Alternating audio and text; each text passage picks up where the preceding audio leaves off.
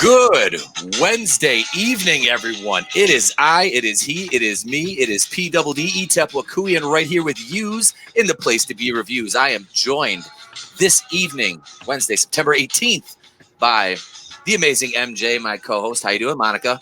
Hi, happy Wednesday. Happy Wednesday to you as well. And you see in the top right corner of your screen, well, the top right corner of my screen anyway, he is the Don of 2 Cents Toys. Ladies and gentlemen, hail Salvador. Hi. And last but certainly not least, he is my brother from another mother, the Groovinator.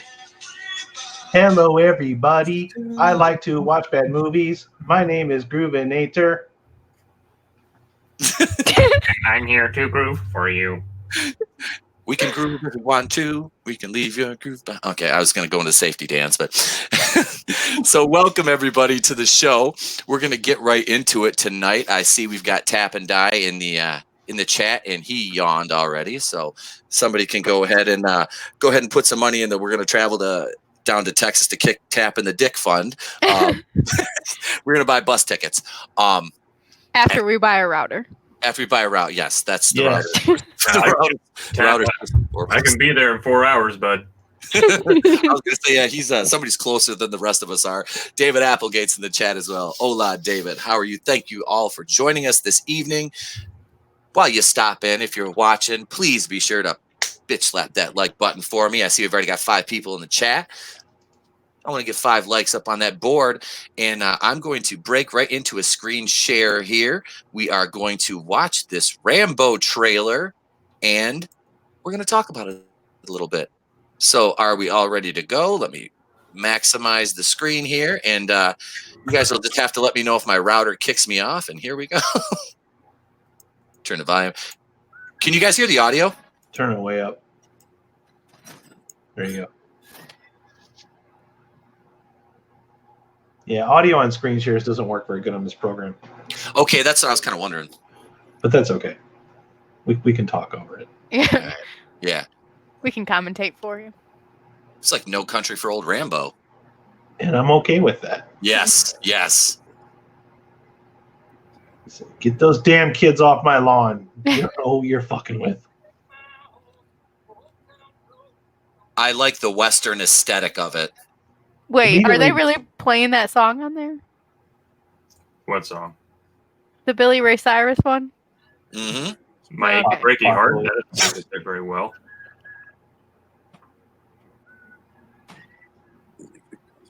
Dion won't be able to watch this because he's on a ranch. Yeah, there's going to be horses. Really?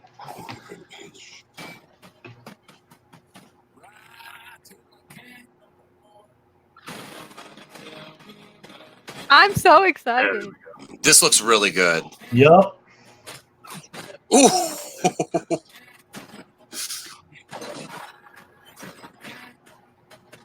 So, is this what Kevin McAllister grew up to do? Yes. I think so. No, Kevin McAllister's Jigsaw. Oh, yeah, that makes sense.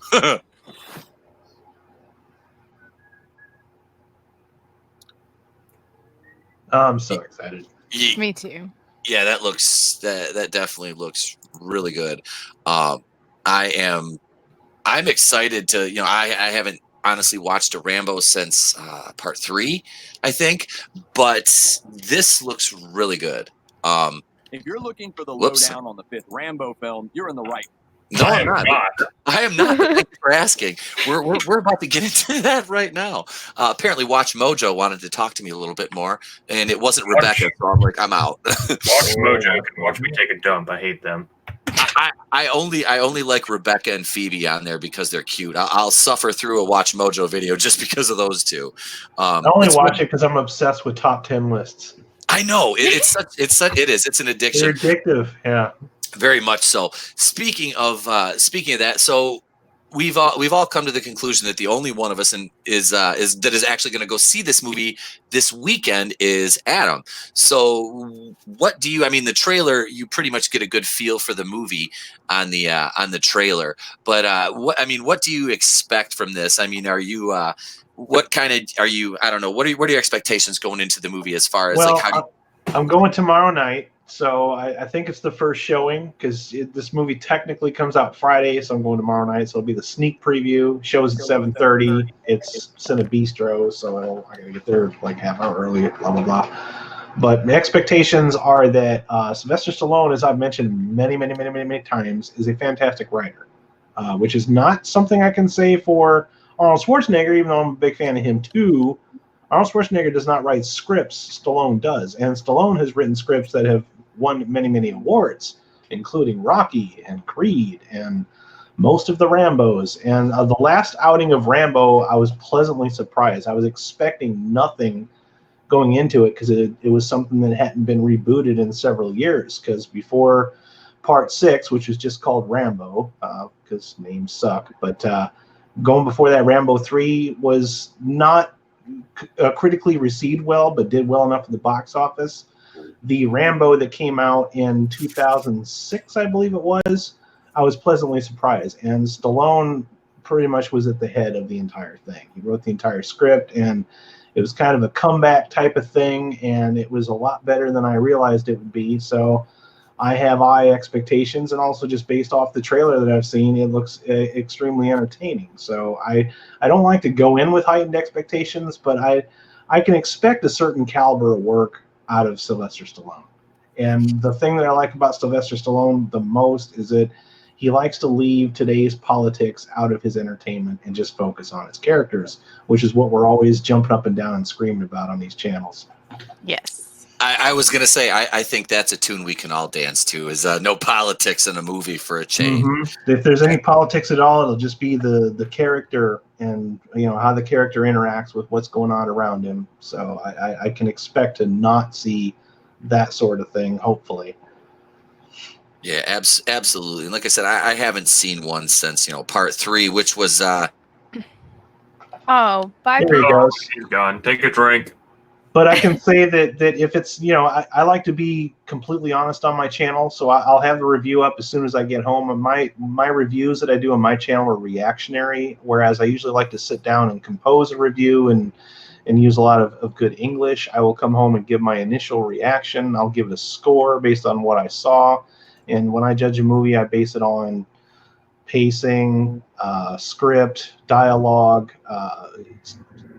camera work, special effects, all those sort of things. I factor all that in before I give it a score, which is usually, 1 out of 5, somewhere 1 out of 5. And I'll give it on a score because I judge movies individually. I don't judge them based on the franchises that they belong to, because I don't blindly follow logos or franchises. So yeah, yours are always detailed and legit. So we appreciate it. Thank you. Yes, definitely. And that's me. I kind of do like with Endgame. I think Spider-Man Far From Home too. I did kind of like a reactionary, right after the fact. Like literally, I'm still, and I had an issue with my video today. I did a whole Phase 4 and Phase 5 for the MCU thing, 2.5 hours in, and I uploaded it and it had no audio. So I was not impressed with that. I used a different program than I normally use because I'm like, I'm going to do some editing. I'm going to make this really nice. And that's what I get for not just turning on my camera and starting to shoot from the hip. But no, I did a very in-depth Halloween review, and I'm still working on that because I had some editing issues with it. So it's a work in progress. But yeah, I do enjoy your reviews. Definitely, Adam. That happens to all of us, Pete, with the audio thing. I've had problems just in the last week with my software constantly defaulting to my webcam as a microphone, and it does not pick up nearly as good audio as my Yeti, which I have nerfed and mounted, and I've got all kinds of windscreens in front of it, everything, so that my voice doesn't sound horrible. And then I've done like 2 or 3 videos where it's the webcam picking up my mic, and I'm not going to reshoot it all because I just went on this horrible tirade that I'm not going to repeat ever again, so. Yep. Yeah, I've been there, and I've also uploaded videos with absolutely no sound, and it sucks. It does. Yeah. Sometimes it's hard to find time to preview your video before you upload it when you're pressed for time too, so. And that was it. I had to go get the kid from school, and all that happened. But so I didn't do a video today. I apologize to the subscribers. like I said, I was talking a little bit to probably each of you off air about this. I felt like I was shortchanging everybody today because I've been doing 1 to 2 uploads a day, and I didn't, and I apologize for that. So, but you're getting a live stream tonight. You got a live stream Monday. You got a morning show Tuesday, and I guess what? You're getting another morning show tomorrow. That's right. I'm going to do another live hour tomorrow from 8:30 to 9:30, right here. So let's get into our first main. Take a drink. Our main topic, which is well, at least you put it on the screen. How are we on the router fund? We actually got another donation today. Oh, awesome! We're up to $100. So $500. That's what I'm talking about. We're getting there slowly, just like his return. That's okay. Hey. We're my computer and I are going to fight. Actually, my router and I are going to fight.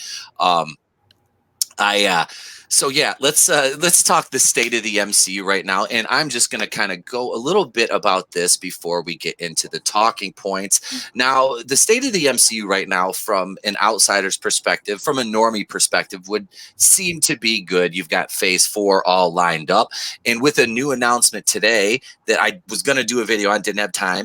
Deadpool will be making a cameo in Phase 4 in a post-credit scene. Not sure which movie yet, but they're going to include Deadpool. He's going to make his cameo. So we've got that to look forward to. Plus, they announced some things for Phase 5, which we'll kind of get to down the line. But the first main talking point I want to get to on this, the state of the MCU, which right now I think it's not as good as it could be, just because of the general direction they're taking with it, is that, the wokening, and that's going to turn people off. So this is my question, and this is not only a financial question, but this is an overall in terms of quality. Can the MCU surpass Phase 1 through 3? I'm going to throw it over to Monica first. With Phase 4, I don't think so. No, I just don't. I mean, I think Phase 1 and 2 are my favorite. 3 kind of, showed its true colors. I don't even have any interest after that. So, they can release 1 or 2 decent movies, and I still wouldn't care at this point.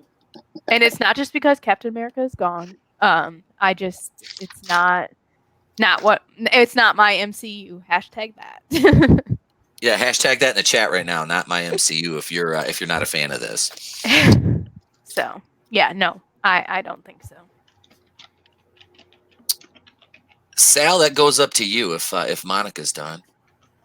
I think there's a snowball somewhere going, so you're saying there's a chance.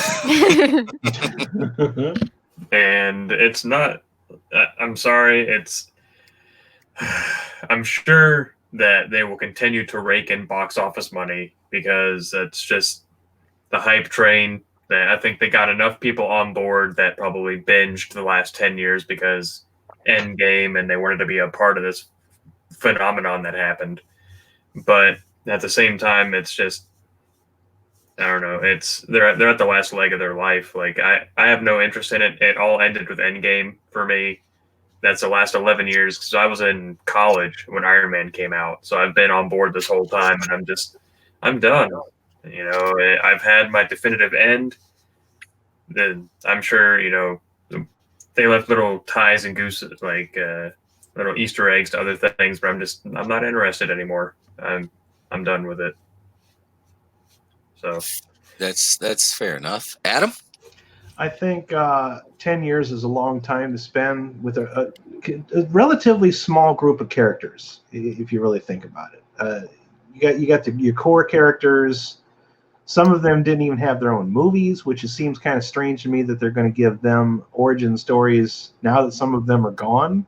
So it's like, why now? And I personally feel like just movies in general, as far as Marvel goes, I think they've put all of their A characters first, even if they aren't all necessarily in the MCU. We've seen a lot of X-Men movies for the last 20 years. All right, we've seen a lot of Marvel movies. Some of them work, some of them don't. Most of the ones in the MCU were popular, but you got to remember there's also all those sequels that came out that were not as popular. And A lot of people are going to think I'm crazy. I know a lot of people love The Winter Soldier, but that's where I really started to feel the formula. Like I was really feeling it when I was watching that movie. I'm like, I feel like I've seen this before. And it wasn't drawing me in like some of the previous ones did. So I would like to be excited about what's going forward, but until I see something that really interests me, and I've liked a lot of superheroes, even some superhero movies that I don't know a lot about. Like I remember when they were advertising Hellboy. I know that's not an MCU movie, but just based on the trailers and based on that character and some of the things I had read about it, I was really excited about it. The trailers hooked me in. It was something that I wanted to go see. And now that's been done there and back into death too. And until I see something come out that looks like it's not following one of these formulas, it's hard for me to be excited about it. It really is. I don't know if they can replicate what they've done because everybody will see it coming this time. Yeah.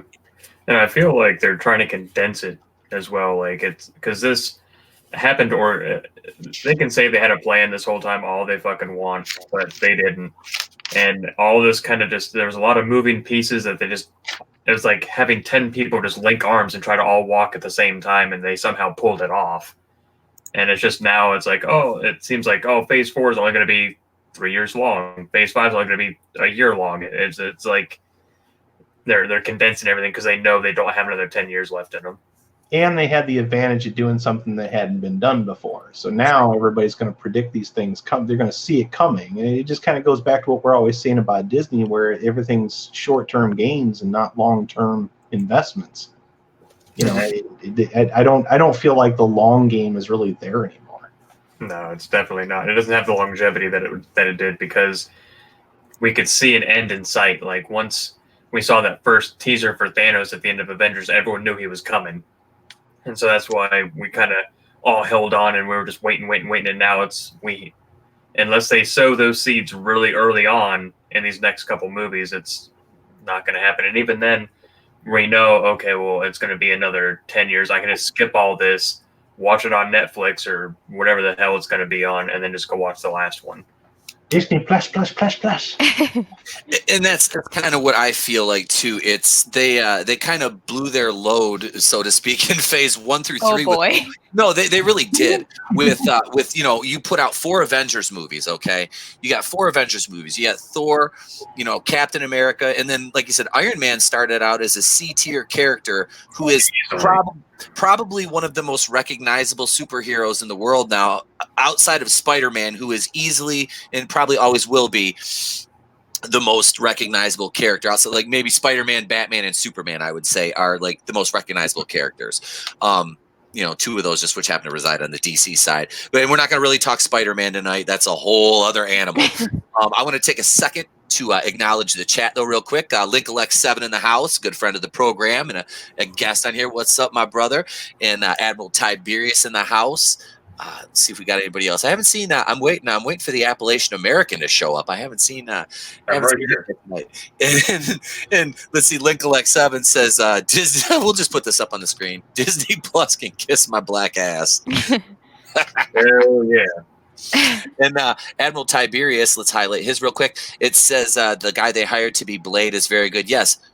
Mahershala Ali is a very good fit for Blade. Once again, that's Mahershala Ali. Somebody get Pete a cookie. He's a great actor. Truly, he is. He seems very well rounded, and he really does look like a young Wesley Snipes almost. A little bit thinner with less muscle, I think. But I think he'll fit right into that. Alex is said it right. Congrats. But that's the thing with, I mean, you can have an amazing actor and an amazing set, and do all of it justice except for the storyline. And when you pull the storyline in, and it's not like the comics, it's not doing you any favors. So, case in point, look at Star Wars. They have Oscar Isaac, who is a really great actor, and sucks in his movies. Like, if you ever X-Men: Age of Apocalypse, or whatever the hell they called it. Not a great film, but he played Apocalypse extremely well. He tried. Yeah. He tried. He brought his A game. Nobody else did. No. The movie Ex Machina is phenomenal. Yes, I'm glad you brought that up, because that's got Oscar Isaac and Donald Gleason. So you got Hux and Poe, right? Yeah. Yeah, Poe. And So also, Poe and Hux, and they're both on their A game in that one. yeah, and that Gleason guy was also in Revenant. So these people know how to act. They just don't in those movies, I guess. That comes down to story and director. Yeah, it needs directors that know how to write. True. Which is always the problem. Well, the true creativity in Hollywood is almost a lost art at this point, it seems like. And that is going to bring us to our second talking point of the night, because this is a big factor, especially in the MCU in phase 4 and moving forward. The issue of non-organic diversity and inclusion. Now, to me, this is absolutely abhorrent to put this on your studios, on your fans, to make them, to try to force people to accept something that they're not asking for. Now, I'm not saying that we don't need diversity, because diversity is key to a lot of things when it is organic and when it happens naturally, which is what organic means for the layman out there, myself. But no, really, I feel like they're trying too hard. They're trying too hard, and like I said, with Captain Marvel, you insulted your customer base for not fully supporting a movie that of a D-list character that can't sell books. Black Panther. If you levied any criticism of Black Panther, it was automatically just characterized as you were a racist. So this whole thing moving forward, and with them bringing in these more diverse characters, Shang-Chi and Blade and things like that, like. I have no issue with it. I have no issue with it. What I have issue with is when you're going to yell at me and you're going to start gender swapping and race swapping characters that don't need to be swapped for no reason. So, Monica, what are your feelings about this, the non-organic diversity and inclusion that Kevin Feige is like really pushing towards? Is this just another sign of him showing his hand, working this long con he's at us on?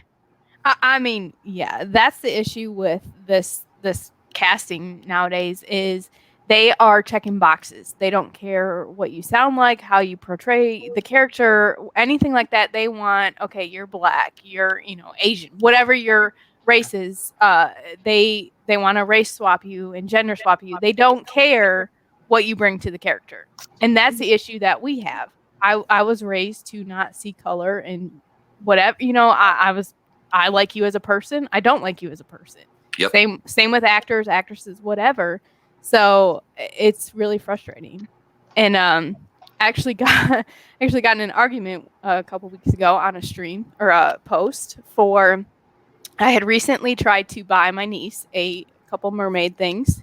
She is a blonde-haired, blue-eyed little girl, and now all they have is either redheads or the black, up and coming mermaid. So I had commented, well, you people are so upset with these characters looking like you or your child, but yet you're so against them being a white American, and I literally got you are a white man privileged talk. I'm like, first of all, I'm not a man. Second of all, I am like, I have a different heritage other than a white man. So it's just like, it's getting to the point where it's ridiculous. I'm like, I don't like it. We'll throw that up. And rant. and rant. Go ahead, Sal. So there was a man much greater than myself and much wiser than myself who once said, I have a dream. And following that, he said, where we will live in a world where you judge a man by the content of his character, not by the color of his skin. So why is it that the color of your skin is so important that you have to change it? You have to take what would be a white male, white female, whatever, and change their race to a person of color to make them more relevant or try to make them more important. I don't get it. I don't understand it. Only because when I see that happen, I see it as, oh, we have this whole catalog of diverse characters that we could pull from, but they're not strong enough on their own to carry a movie, so we have to change a name, a big name character to a white character to make people more interested. So to me, I think that's inherently way more racist than saying, hey, leave them the colors that they are, which I think it's funny that they're doing Shang-Chi, you know, an Asian martial artist, which I don't know how much more stereotypical you could get than that. When Doctor Strange came out in what 2016, 16 or 17, yeah. and people were up in arms because the ancient one was an Asian man, and they changed it into a white woman. And Disney said, "Well, we were trying to move away from the stereotype of the ancient, the old Asian man teaching karate and mystic arts." And here they are 3 years later making an Asian dude that does martial arts. So I don't know. That's my feeling on Shang-Chi, I guess. Yeah, that one it's so obscure too. That was the thing.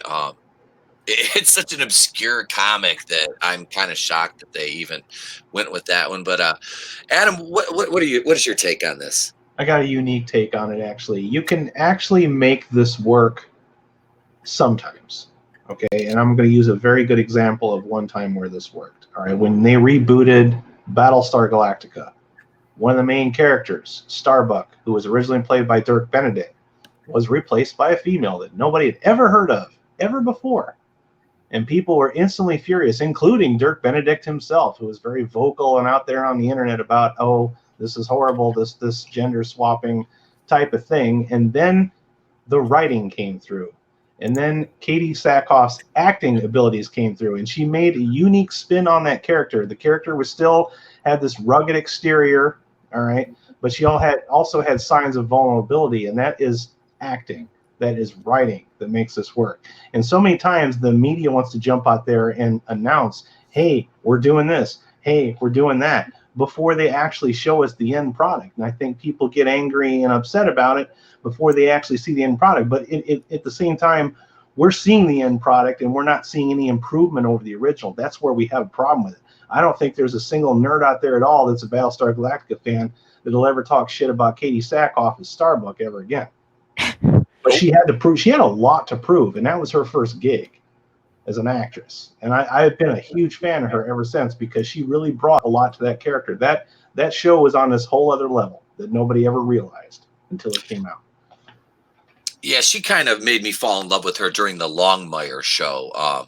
Is the deputy? She was good on that too, yeah. Yeah, I never watched Battlestar Galactica. She was kind of playing the same character because her whole gist was her she had a really sketchy background, just like she did in Longmire. And Starbuck had a really bad upbringing, and she had this rugged exterior to overcompensate for her vulnerabilities. But they still showed the audience her vulnerabilities, and her way of compensating for it was to constantly one-up all of her teammates, to constantly be the best and be on top and questioning authority and getting in trouble. But she still embodied the Starbuck character. And that was one of the main things about the story, is that the characters haven't necessarily changed. We just changed the gender, but we brought a unique take on it. So can they duplicate that? Can you be smart enough to use good writing and good acting to bring a unique twist on that? And unfortunately, we haven't really seen that since then. And that show came out a long time ago. We didn't see it with Ghostbusters. No, that 2016 version of Ghostbusters was that was a whole other animal altogether. It was what a hot mess that turned out to be. No, this whole issue, and this kind of goes back into the rumors of them race bending Magneto and Professor X, and even possibly Wolverine now, which I'm a little less inclined to say you got to stick to Wolverine's origin story. I mean, I don't think you should change the fact that he's Canadian, but I mean, if they want to make him a different color, or if they want to make him, what is it? X-23, I believe, was the girl from Logan, or Weapon X, or X-23. Was that it? Was that it, Sal? Yeah, it's Laura X-23, which is just a clone of Wolverine, though. Yeah, I just watched Logan again the other day. I couldn't remember her name, but yeah, if they wanted to do something like that, I mean, I could kind of be on board with it. But because you can still, obviously he's Canadian, that was a big thing. He still remained Canadian. But to me, it's like you're gonna swap around the Holocaust survivors because you want to say that the Holocaust isn't relevant in 2019. Now we need to find some other somebody that's another victim of some other, more recent hateful, atrocity. But, you could explain that. And they'll be too old to be Holocaust survivors. Well, they're mutants. So you can't tell me that you can't do a little creative writing there and kind of tweak that to say, they don't age as normal, as normal humans do, something along those lines. Or just, I don't know. It's like we keep saying, these characters are already as diverse as you can get. They're fucking X-Men. They're outcasts already. Yeah. The entire premise of the X-Men was that built around the precipice of the civil rights movement. Exactly. So, let's see. I'm going to go back to the chat here for a second. Let's see. Lincoln7 says, sadly, Sackoff is too likable to be Captain Marvel. Yeah, that was a problem. Because she would have been an amazing Captain Marvel, and she wouldn't have got any of the hate and probably would have made a little bit more money too. Let's see. Catherine Winnick is another example of someone who should have been Captain Marvel. I don't know who Catherine Winnick is. Let's see. That was Admiral Tiberius. Lincoln7, instead of race bending Magneto and Professor X, how about you fix some of the most popular black member of the team, Storm? Mm-hmm. Yes. Storm is a badass. I mean, she only led the X-Men team. You know what I mean? Yeah.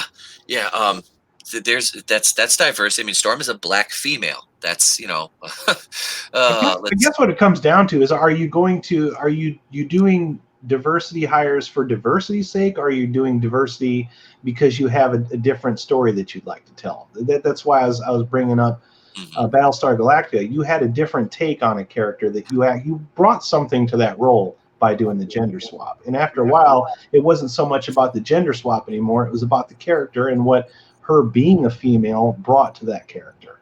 Because the original Starbuck was pretty much a clone of Han Solo before they changed, so. Okay. All right. Well, that's, yeah. See, I never watched Battlestar Galactica. I maybe seen like one or two episodes, like, ever. So is that the original or the new one? Okay, is that the one with the Cylons? Yes. Okay, all right. If it's the original you watch, there's only one season that ever came out, and that was it. You watch that. It's good for what it is. You just have to remember it's a 70s made-for-TV series, with the exception of the movie, and then the reboot was made for the Sci-Fi Channel, if I'm not mistaken. Okay. Yeah. They did remake that for the sci. Yeah, that was sci-fi. They put a gritty. They made it really gritty and realistic. So like the original one's more space opera, and the reboot is more gritty and realistic. Okay. I tell you what. Here, this is something I just thought of. So it's going to be a half.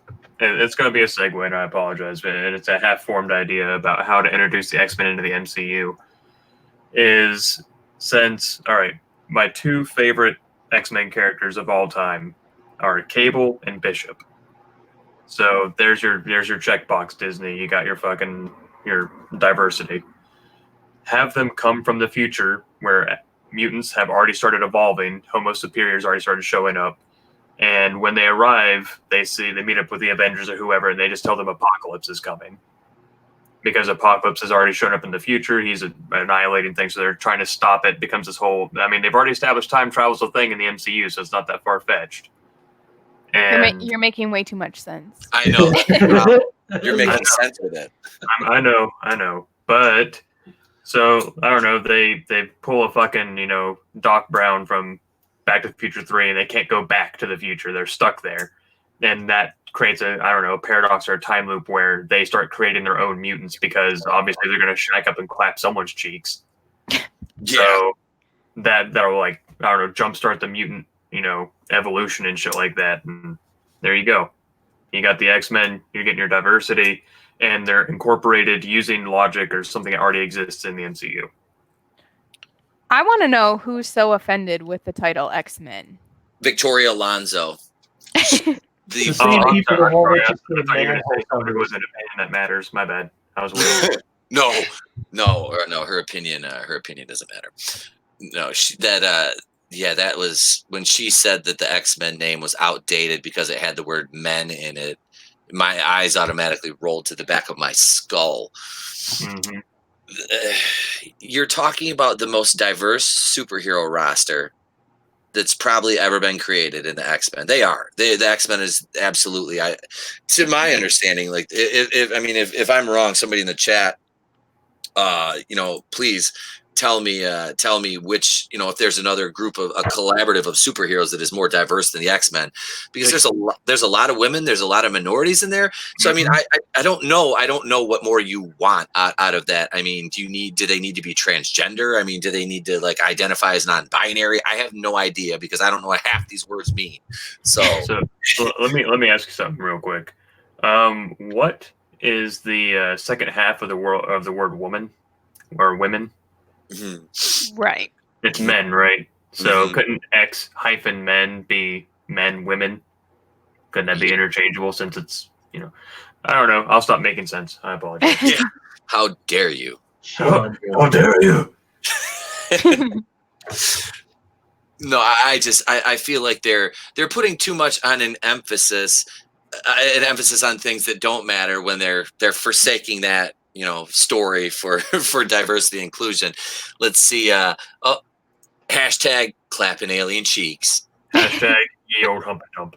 That's Admiral Tiberius. And Lincoln 7 saying the X-Men isn't diverse enough is like saying Martin Luther King Jr. wasn't black enough.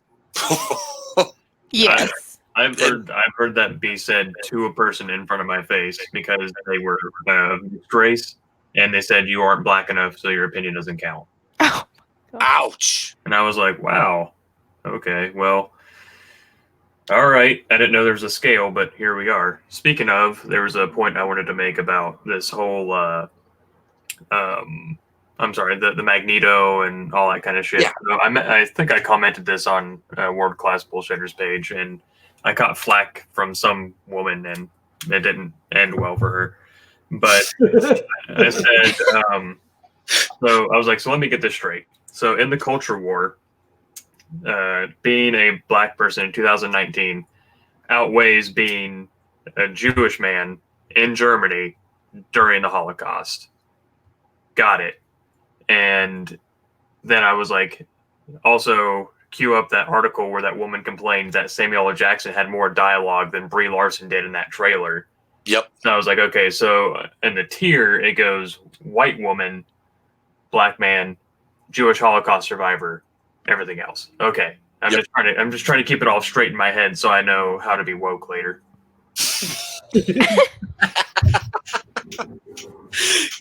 And this has been Woke Lessons with Uncle Salty. I'm so confused by all of it. It's like, okay, so it's like a transgendered woman runs into a fucking gay black man who apologizes to who and why. Yeah, it's like this discussion sounds like the beginning of a bar joke. It's like I know. Transgender woman and a Jewish guy walk into a bar. Being woke is a bar joke. Yeah. It is. It's like the Victimhood Olympics. I never even heard of the term woke before 2017. I didn't even know what it meant. That's how little I paid attention to this shit. Really, I never heard of it. I tell you, so in college, because colleges are just inherently super duper liberal. I heard the term woke, but at that time it meant that you just had like a more global view of things. Yep. So like people would be like, oh, so who's going to win on American Idol? And you'd be like, what about the genocides happening in this country? Like you were more of a global thinker and less of a minutia your own little bubble. And now woke is like something completely not what it should be. End rant. Yeah, no, and you're not wrong. Exactly. That's like the word, like the definition of woke has like evolved over the last 2 or 3 years. It truly has. I have it's a friend, a former friend of mine, which we do not talk. We haven't talked in years. He's a white kid, and he once said he was telling me, I won't date a white girl unless she's like super fucking woke.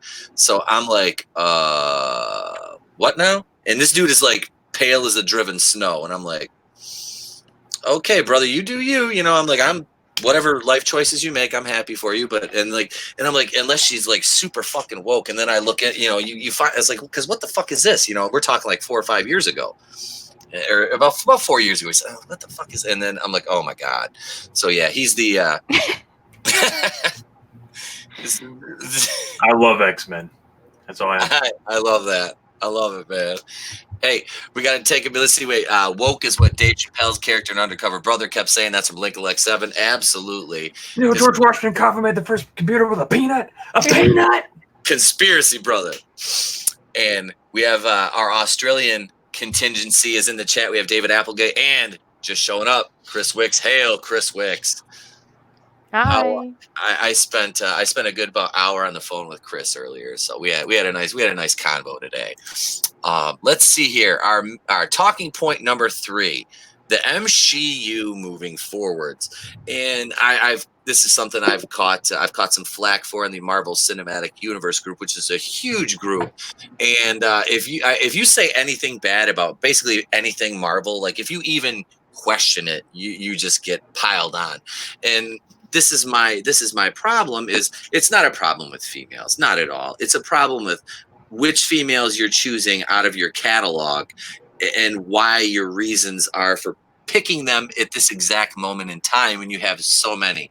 So Kamala Khan, now you're bringing out She-Hulk and you're wanting to change her origin story according to one of the writers because she shouldn't have an origin story that makes her dependent on her male cousin Bruce Banner, which is how she got her powers in the first place. Monica, can you make some sense of it for me? I can't make sense. No. Because it doesn't make sense. And yeah, again, it's not that you are casting female, but going back to like what Adam said, if it brings a different aspect or, to the movie, I'm all for it. And I'm obviously all for, female lead roles. Yes. But like even what's her face that plays Gamora? Zoe Saldana. Yeah. Okay, so you cast her, who I think she's like black. I don't know what all she is, but she's obviously a woman of color, and then you painted her green. So that's fine. James Cameron painted her blue. Right, but that's what I'm saying is like she is a diverse character. She's a hell of an actress. She plays every role amazingly. But then you go in and paint her a different color, which is fine, except for then you're sitting here preaching to us that we have to have diversity and all this. Well, it just, no, I can't make sense. No. So in other words, you've removed the diversity that you're trying to protect, is what you're saying. Correct. Yeah, it just. I've never even thought of that until you brought that up. But and that's what I'm saying. And then you have the pasty white, blonde-haired, glorious female. Air quoted that in case you couldn't see me. But yeah, and then she's white as can be, and it's like if you really wanted to be diverse, like you would have. I just no sense. I have no sense. Well, I guess that's my turn now. So, if they are afraid of having a female dependent on a male, they are really going to shit a chicken when they find out how babies are made.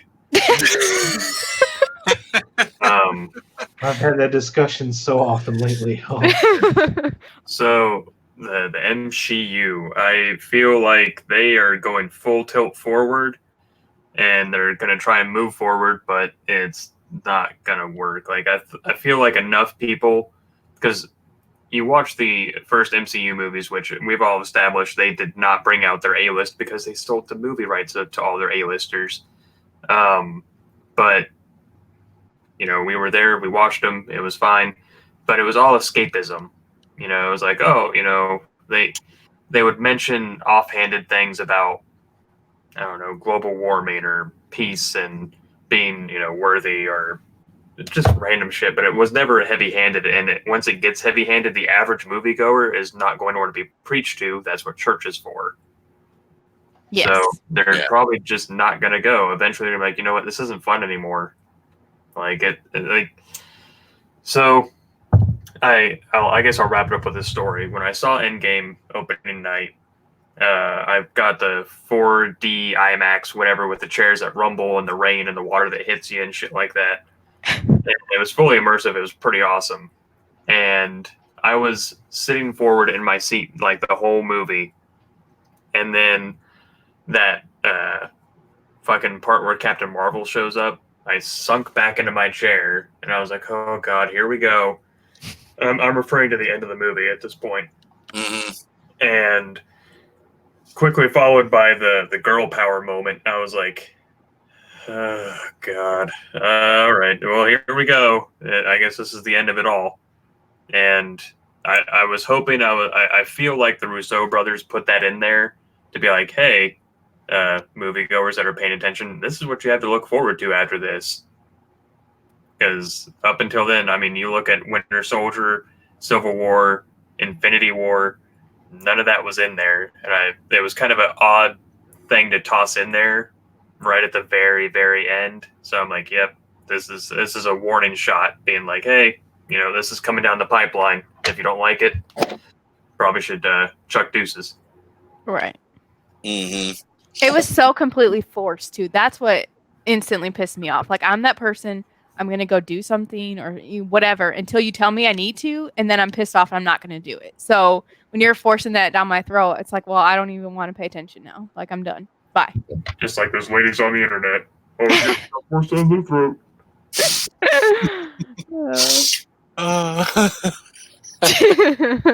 They're nice ladies. She was a nice lady. I got nothing.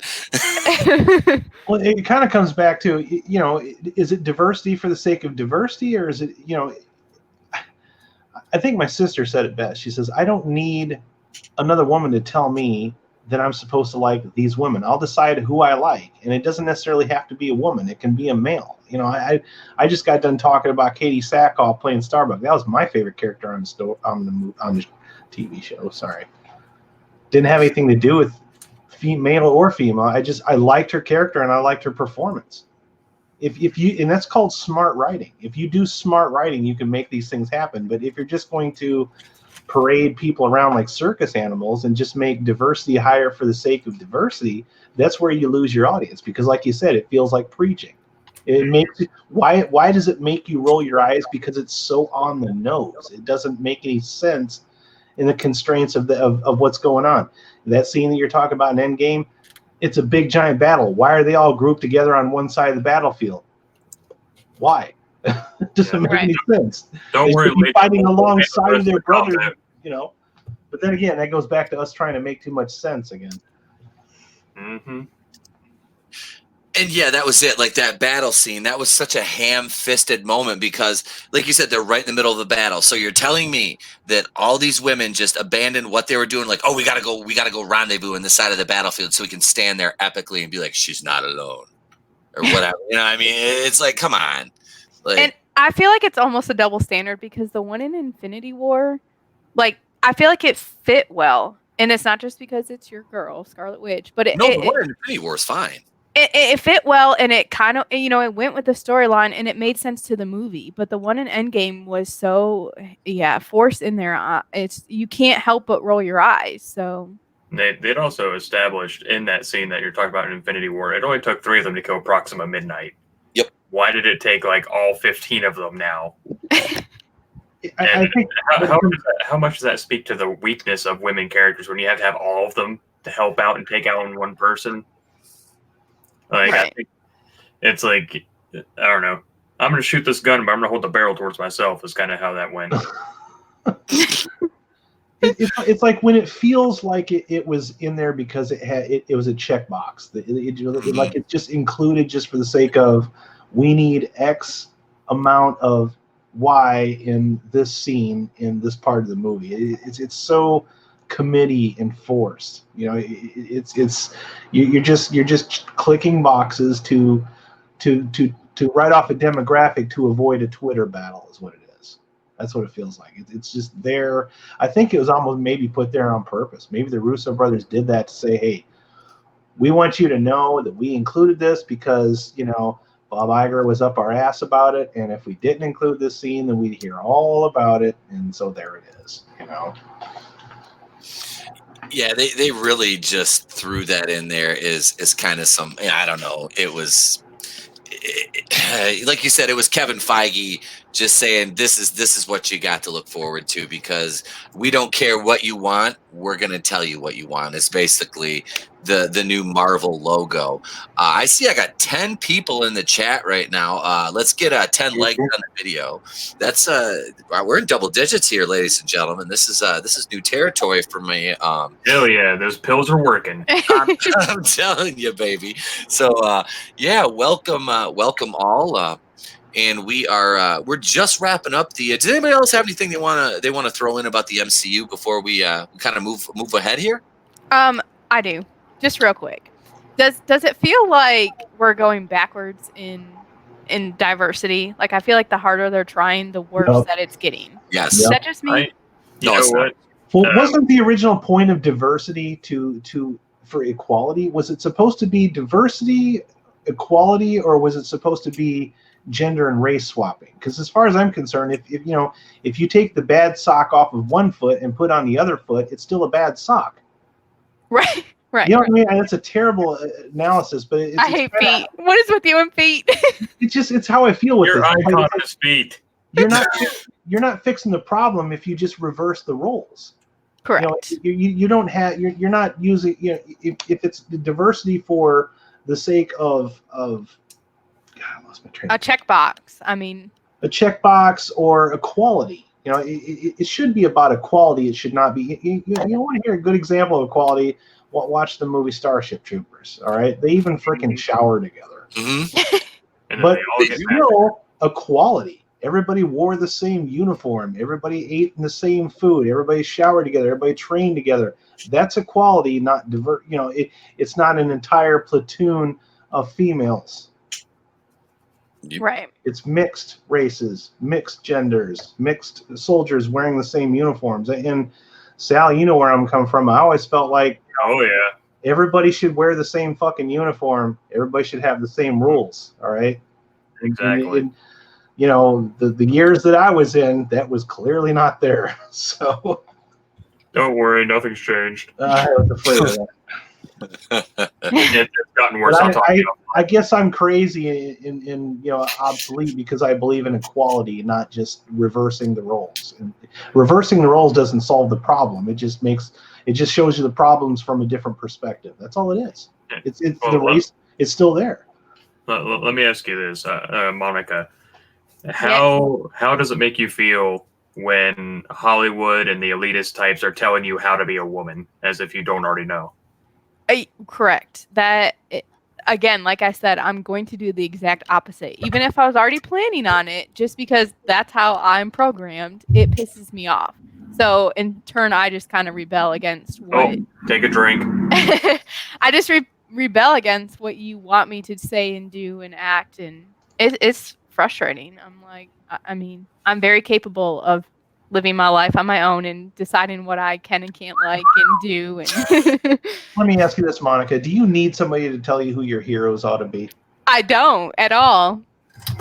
In fact, if you try to tell me who they should be, I'm not going to like them. I quote the late and great George Carlin. Aren't you sick of being told who your heroes ought to be? Yes. And I tell you what, just a quick little thing on that. Even as a kid, that shit never worked for me because it's very seldom that the main character was ever my favorite character because he was supposed to be your favorite. And I was like, no, I always liked the fucking, the Storm Shadows of the group, or the Snake Eyeses of the group, the ones that didn't have much dialogue, or really whoever had the coolest toy is the one that won.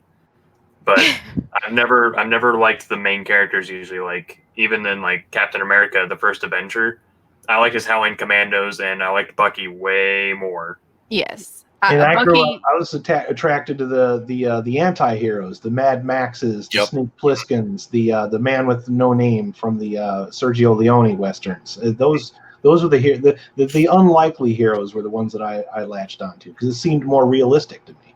Or anyone with a redemption arc, because everyone loves a redemption arc. Yes. The underdog story. Yeah.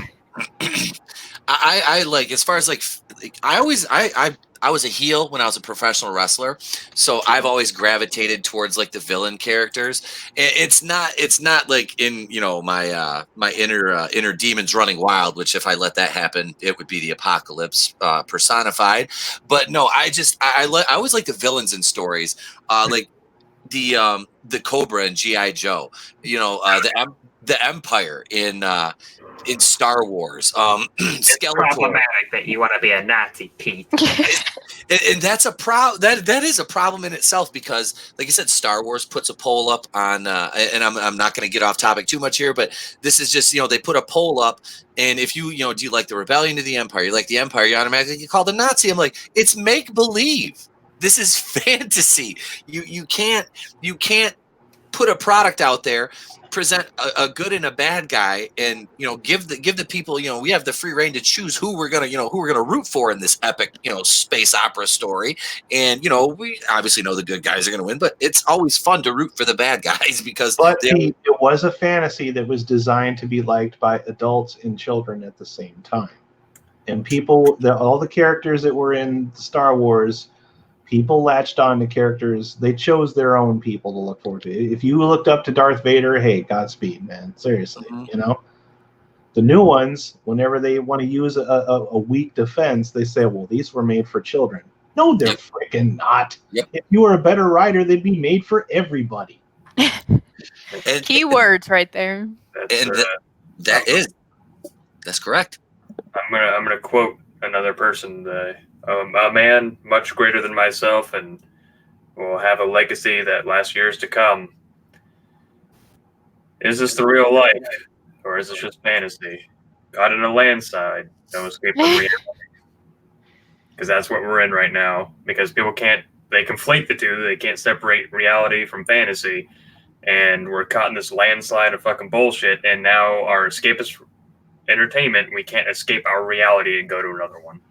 That's the key right there. Yep, that's such a problem too, because it takes an element out of entertainment that we need. You need that. Everybody needs an escape, something that you can fall back on when life just gets too much, and you need something, and that's what Star Wars was for a lot of people, and me especially.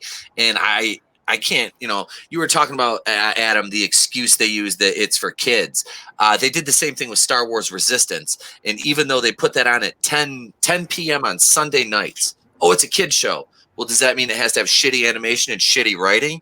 Because I grew up with kid shows in the 80s, and they had pretty cool stories, and they still stand up today. Whereas, and that PSA, damn it. They're deeper than the movies that you're going to see right now. Oh, absolutely. Star Wars Resistance isn't. You put that up against Masters of the Universe or G.I. Joe or Thundercats in 10 years, when those other properties are 50 years old, and Star Wars Resistance is barely 10, and it'd get shit on because it was garbage from the word go. They put together a bad, it looks like bad fan fiction film, like bad fan animation. It is fan fiction. And exactly what it is. It's fanfic with a budget. Yeah. The TIE Fighter, have you guys seen the anime TIE Fighter short that's it's a fan film? That animation is absolutely incredible if you stack it up. It's great anyway, but if you put it next to Star Wars Resistance, it blows it out of the water. And this is something a fan made. It made me moist. Moist. Hashtag moist in the chat. Bringing it back. So let me put it to you this way. This is my sip of tea moment. As a toy collector, there's a reason why even the least popular of any of the Kenner Star Wars, or even G.I. Joe, and I'm talking about you, Crystal Ball, look him up later if you want. There's a reason why even used 30 years later, he still sells more for any of the Resistance toys that are on clearance right now. Oh, those are going for pennies on the dollar now. They are literally going for 99 cents. It's funny because I'm going to go to the bodega this weekend and see what they have on the shelves there, because I want to snag a few more. Oh yeah, there's Crystal Ball. I remember him. I had to look him up. The crazy thing is, he was co-created by Stephen King and his son, because his son was such a huge fan of G.I. Joe. They made this dumbass fucking... He looks cool, like he's got red hair and shit. Yep. Dumb. I dug, what was it? Like I said, we were talking about this, the Vipers and Big Boa. I always like Big Boa too. Yeah. He was such an underutilized character. I'm like, they could have done so much with him. I mean, he looked like he was into like gay BDSM, but he had he did. He did. He had those straps on and that helmet, and he had the spikes on it, and I was like, oh, he's a Dr. Mindbender. My Dr. Mindbender. Oh no. Yeah, Dr. Mindbender was probably into some serious kinky shit. He looks like Dr. Mindbender. He looks like Mr. Peanut came to life. I always want to get a little top hat for him. He looks like Dr. Robotnik when he goes out and hangs out at the male strip clubs on the weekends. Dr. Robotnik. See, Linklex 7's got it. G.I. Joe, super. So, all right, tangent. I'm sorry. It's okay, man. We're on the diversity topic. It's all right. So, G.I. Joe, super diverse. Stalker, in the original 13 Joes, Stalker was a black man. They had a black man, a Latino man, a woman, and then a bunch of faceless Cobra enemies. But Stalker was a second in command as a black man. That's right. But it didn't matter because Stalker was a cool character. They didn't parade it around like, look at fucking Power Rangers, Mighty Morphin Power Rangers. We weren't focused on what color he was, which is whether or not he was cool. Yep. Mighty Morphin Power Rangers, white guy, Native American guy, black guy, white woman, Asian woman. No one cared. They never talked about it. No, that was my favorite growing up. And the American guy was the leader of the team until Tommy came in, and Tommy was the better leader. I'm sorry, Jason, but he was. But you cared about what weapon they had or what dinosaur they drove. Like, that's kind of how you pick, or what color their uniform was. That's how you picked your favorite. They weren't like, hey, why don't you take lead, black man? Because I, as a white man, need to give you that privilege because otherwise you won't have it. Yeah. Yeah. Did you read the comic books back in the 80s, the Larry Hama comic books, Sal? So this might date me a little bit. And I'm sorry, Groove. It might make you feel a little bit bad. I already know I'm the old fart here. It's not. I was born after the animated series was out of syndication, and at the very tail end, I only had maybe 3-4 years before the G.I. Joe line was cut completely. And in my area where I grew up, there were no comic books. Like, you might be lucky to find a spinner rack at Kroger's, and you never knew what you were going to find there. So I have the chance now, just not the time to read them. Yeah, they're all like in trade paperbacks, and you can buy them. But there was a character that Larry Hama wanted to be made into a character, and he was Samoan. His name was Mighty Quinn. Mm-hmm. It was named after it was the song Mighty Quinn. He named that character based on the song. He was really badass in the comic books, but he never made it into an action figure. And it's unfortunate because Larry Hama was credited with giving all of those action figures personalities, because before that, somebody would just draw something like, hey, that's cool, make a figure. And then Larry Hama would give them this whole backstory. From 1982 up until 87 into 88, Ron Rudat designed every single character, and Larry Hama came up with the file cards. That's correct.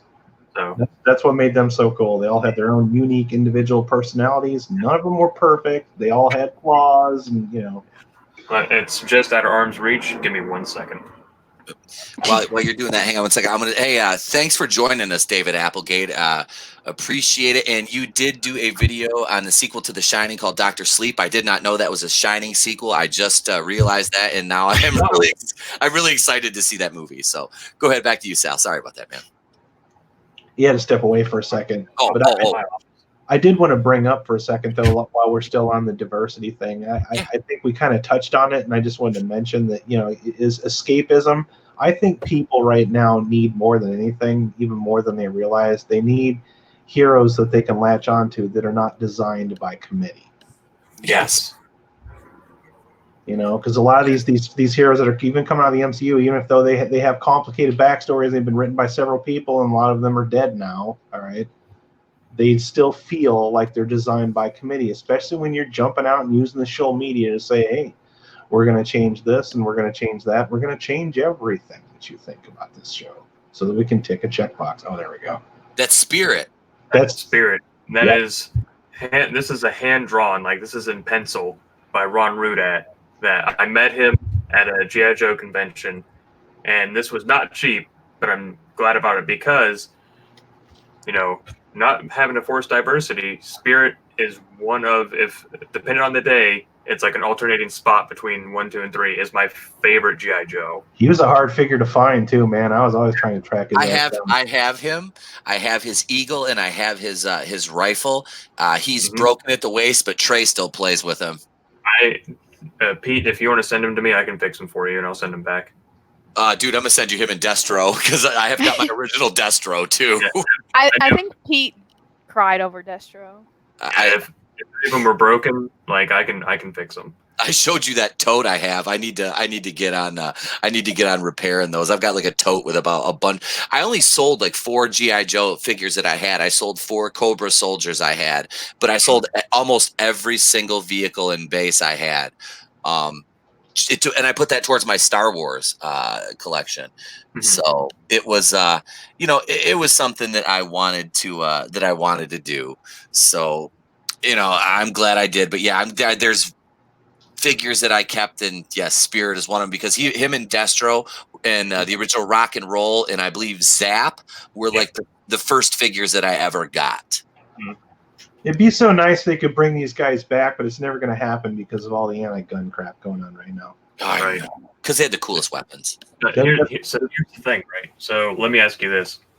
Since we're on diversity and it's kind of relevant, Spirit, he has his Eagle Freedom. He's got braids. He's got his, what is it called? The little apron thing that he wears.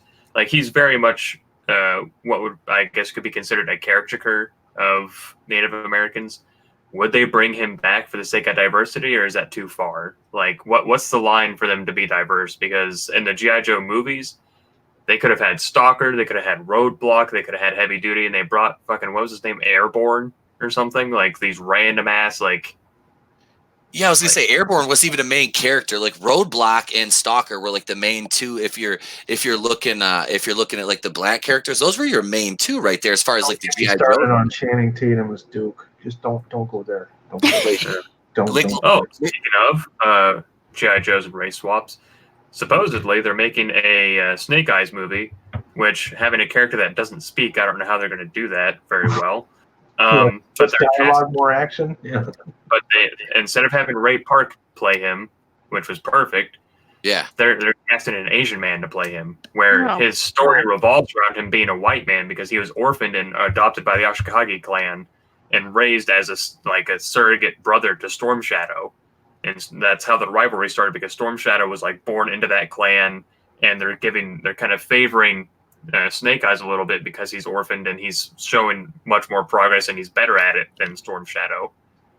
But they're saying like, oh, well, now he can finally be played by an Asian man. I'm like, he was never Asian. Larry Hama specifically made him white for a reason. Yeah, can you hear me rolling my eyes? Yeah. They just can, yeah. I was gonna say Snake Eyes was never, ever, ever, ever anything but white. That is even in the toys, like there's a version where because he always has that visor, but they eventually made a version where that's gone and he has blonde eyebrows and blue eyes. He probably was the most evolved of the G.I. Joes too, because the first one that came out, it was just the Commando, Snake Eyes. Yep. Yeah, he wasn't a ninja until Storm Shadow showed up. Correct, and then they made him into a ninja, like I want to say mid '80s. Because the only person I can find a ninja is a ninja. And they just kept making him cooler and cooler and cooler. I have no, I don't have Snake Eyes. I have two different variations of Storm Shadow, but I never got a Snake Eyes. I could never find him when I was out buying Joe's, but I have the original Gung Ho. This is going to be for our toy. This is going to be for our toy stream. We're going to spend hours talking about GI Joes because that's very easy to do. I want to be on that stream. I do. We're good because that'll be for then Monica. I collected them damn Joes all the way up into high school, even when like my family members were like, aren't you getting a little old? Shush. Aren't you getting a little old to be alive, Brenda? Aren't you getting too old to be collecting them toys? No. I want to know why we're allowed to say G.I. Joe but not X-Men. Yeah, exactly. Oh, they'll find a way to change it. Yeah. Riddle me this. Well, with that being said, I think that was damn good. But now we're going to shift gears over to something that Monica has been waiting 5 months for. And, and here it is up on the screen. Topic B, The Greatest Showman. Me? Yeah, that's right, Mr. Salvador. The Dawn of 2 Cents Toys. Go over and subscribe to his channel now. Do it. And if you haven't subscribed to Raiders of Lost Flicks yet, do it. Do it. Seriously, my nephew Do loves it. your channel. Yes, I command. So, The Greatest Showman, I was actually able to watch this movie last night. Finally, I rented it a couple weeks ago, and I had my sister and her boyfriend came over and we ended up getting drunk. So I can't watch a movie and focus on anything and sit down and enjoy it if I've been drinking. I want to bounce around and, I can't sit down. So it's, or I just pass out in my chair, right, Adam? I wouldn't know. At least I didn't start snoring or leave my camera on. So No, that's true. I got another buddy that did that a couple of times. yeah, that's why I made sure I turned the camera off. Hugh Jackman in The Greatest Showman. I want to raise this point, and I'm going to start with Monica. I feel Hugh Jackman is, I believe, one of. It's a huge Ackman. I was like, what's an Ackman? It's huge. It's a huge act man. Huge act man. Hugh Jackman is probably one of the most talented performers in the entire world right now at this moment in time. Not only his acting, but his range of the roles he can play. The man can sing, he can dance. And he is truly a showman in that role. I don't think anybody else could have played that role any better. And that's just from seeing the movie basically once. So, Monica, this is like one of your favorite movies. So go ahead. Yeah. So first, maybe one of the Australian friends can help me out because I believe it was Saturday, possibly Friday. I'm not really sure how time works in Australia, but he was given this medal called Order of Australia. And I want to know what it is. Is it like the Purple Heart? Like, is it a Medal of Honor? Like, what is that in comparison to what we have here in the States? Because I'm curious. Second, yeah, he is his range is like I'm just never bored watching him in any movie he's in.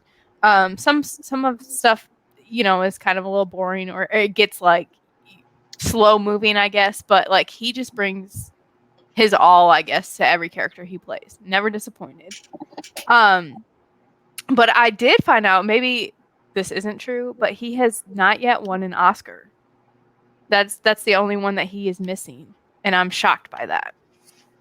So, that makes two of us. But he's had an Emmy and a Grammy and whatever else they have. I don't know, but I do. Yeah, I do know that he does not have an Oscar. So. There's that. But no, I love The Greatest Showman. I love him and Zac Efron and their dynamic together. It's my niece and nephew's ultimate favorite movie ever. If they're not watching it or dancing along, like doing the moves, they're singing it. Like it's constantly playing in that house. So it's I love it. It's a great movie. It really is. And Efron and Jackman had a wonderful dynamic in that bar dance sequence. Man, I have to give props to Zendaya for this movie. I really do. She showed me way more talent than she did in either of the Spider-Man movie because she basically played an SJW hipster in that. And that's what I was like trying to get you to watch it because I don't think she's a bad actress. I just think that script in Spider-Man was wrote wrong for her. Yeah.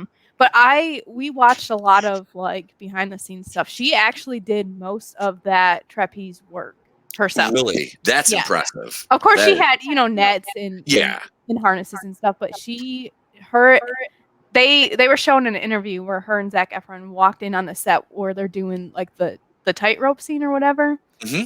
That was basically their favorite scene together or their first scene together. And they said that, we're going to see if you can handle this before we tackle the rest of the movie. And she said that she was, however many feet up on a rope and he had to jump on, whatever. That's like their first encounter together. So I feel like that it worked well.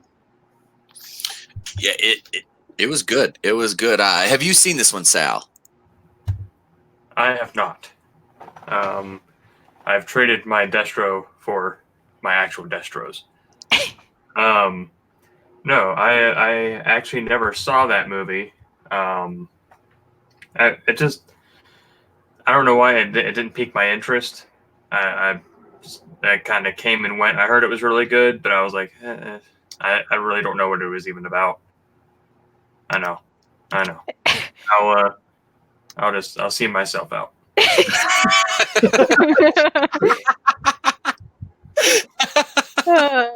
But I mean, you want a diverse movie, like, yeah, that movie has it all. Even Adam's favorite bearded lady. Oh, bye, Pete. Oh, Pete's gone. Time for some diversity. Oh God. Is this working for you, Disney? Is this what you get? This is what you get. Mustaches touching. Oh my God. No. Those are abuses of a national icon. I come back and Dr. Mindbender and Crystal Ball are making out in front of the Destros in a hiss tank. We did not see you playing with your dolls again, Sal. Okay. I told you to leave me alone in my room. It's not a room, it's a command center. It is. Speaking of, I actually have my mobile command centers on the floor behind me. I'm gonna buy that. There's one for sale for $50, and it's like in mint condition. Take it.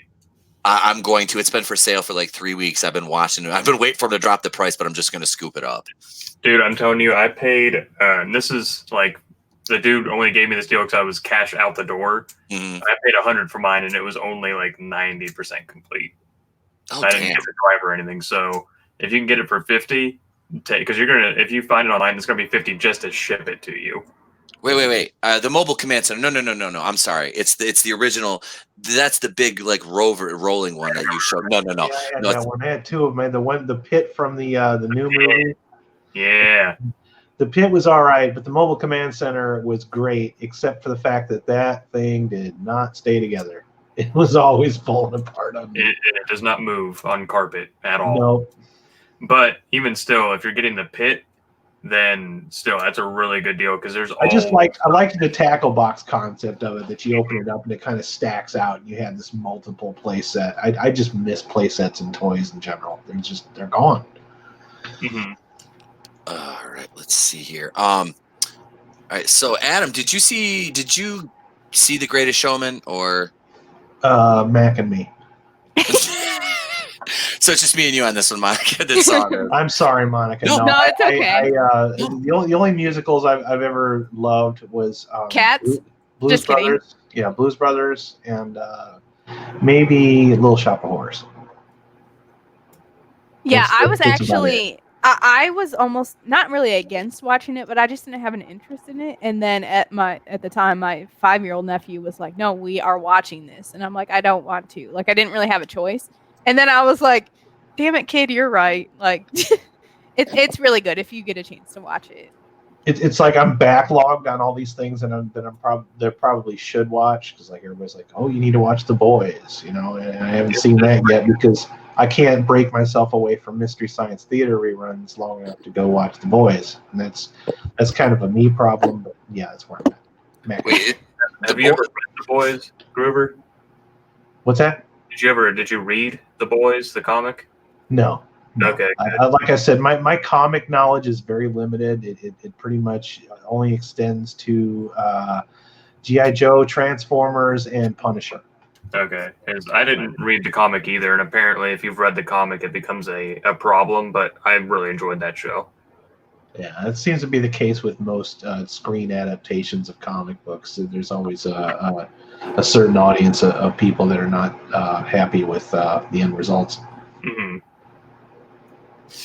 I want to check that show, The Boys, out. Now that's on Amazon Prime, isn't it? Correct. Yep, I have access to it. I just have not forced me, because in a lot of it's just I'm so beyond burnout on superhero stuff right now. I can't. There's a certain point of the day, and I'm going to advise everybody in the chat and everybody in the show, you have to take some time for you. You know what I mean? There's things that you do for other people. There's things that you do because your friends say, hey, maybe you should probably do this thing. But you have to take some time out of your day to say, now it's my time. And what do I want to do? I want to watch a crappy movie and watch these guys make fun of it. Right? I want to watch Mystery Science Theater. So you have to have at least a couple hours on a day where you can decompress.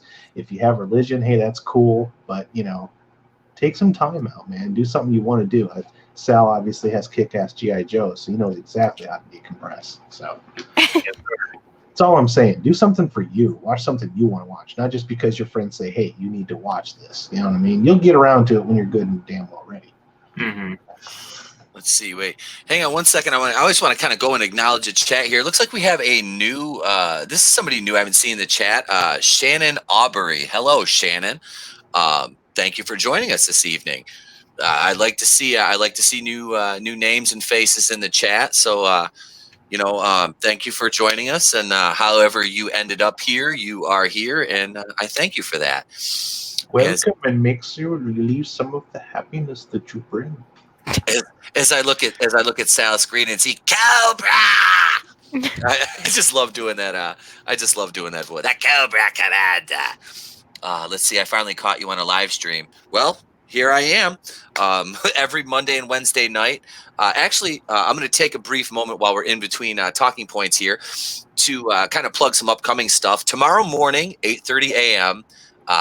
About Last Night, episode 5 will be live here on the channel, 8:30 Eastern. I met you on Facebook, LOL. Okay. Oh, okay. It was in I believe it was in the MCU group or something like that. Yeah, absolutely. Well, that's awesome. Okay. So I'm always curious as how people find the channel. So we'll have a live stream tomorrow, the About Last Night, episode 5. And next Monday, now I've been pitching this idea around with my staff here, Monica and Coach Loudy, and I believe Monday night, what we are going to do is on Anchor, we're going to do about an hour Anchor show on Monday night, pre-recorded. And then what I'm going to do is we're going to come on over here for the new second half. Now it's all going to be one episode. It'll basically be a continuation of the Anchor show, which will be available for streaming right after. I'll get it uploaded. But Sal's over here blowing the smoke machine on the I know, he's so official. Yes. That's awesome. I really want that hiss tank. I love those. You'll have to fight me for it over my dead body. I'm afraid. You're in the military. I'm not messing with you, dude. I'm sitting here on my couch. Yeah, Groove, don't tell them about the lack of hand-to-hand that we get. But you had hand-to-hand? I have to for my job.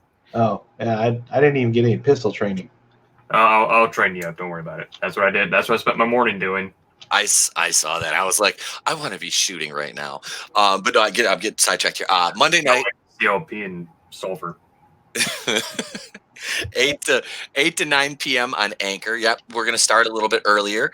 8 p.m. on Anchor till 9. And then we're going to come over here and we're going to do the second half of the show live for you guys.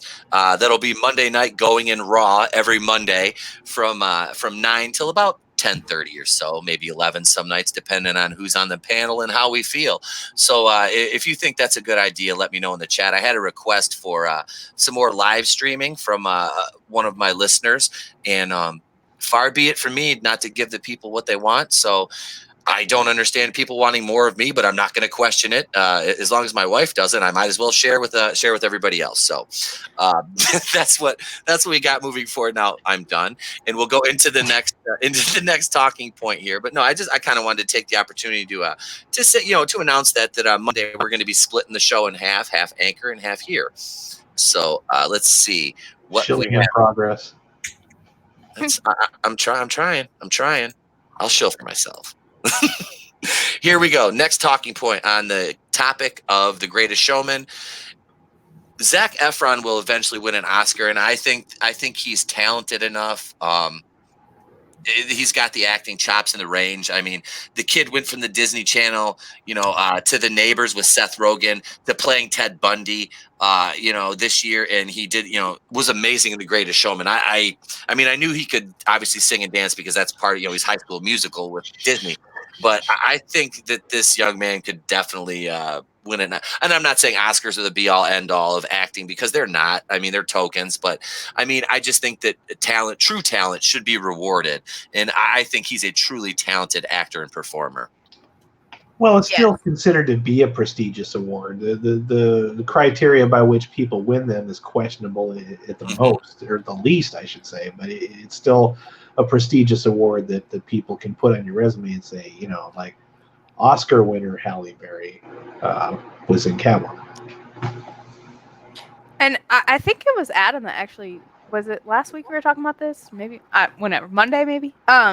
When you were saying how it would be like a bigger deal if they were every 5 years or so. Yep, they should do it like every 4 to 5 years. That way, it would be more competitive, and movies would have to try way harder than they do. Right. I just realized you spelled his name wrong. Did I? Yeah.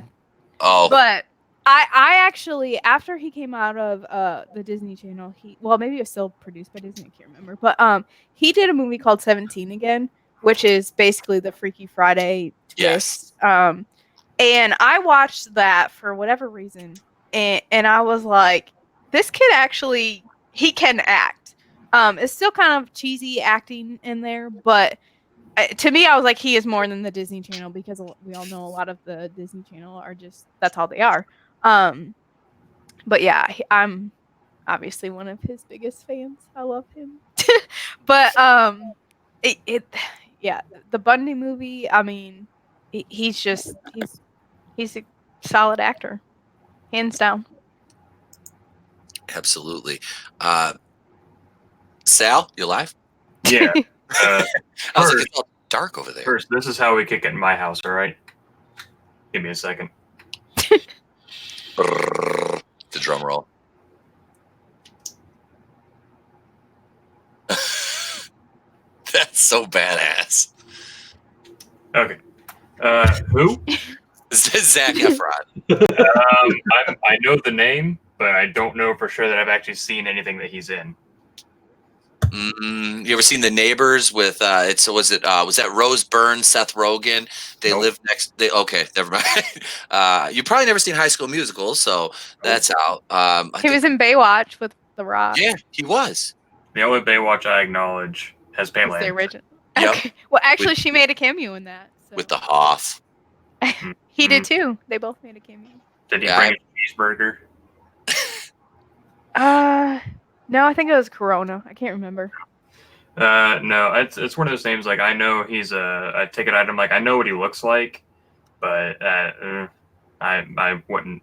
I haven't seen anything with him in it. So, will he win an Oscar eventually? I think rule of statistics says yeah, as long as he stays relevant long enough, and just even if he doesn't make a comeback. It took Leo how long to get an Oscar, and I think it's only because people were like, give him one.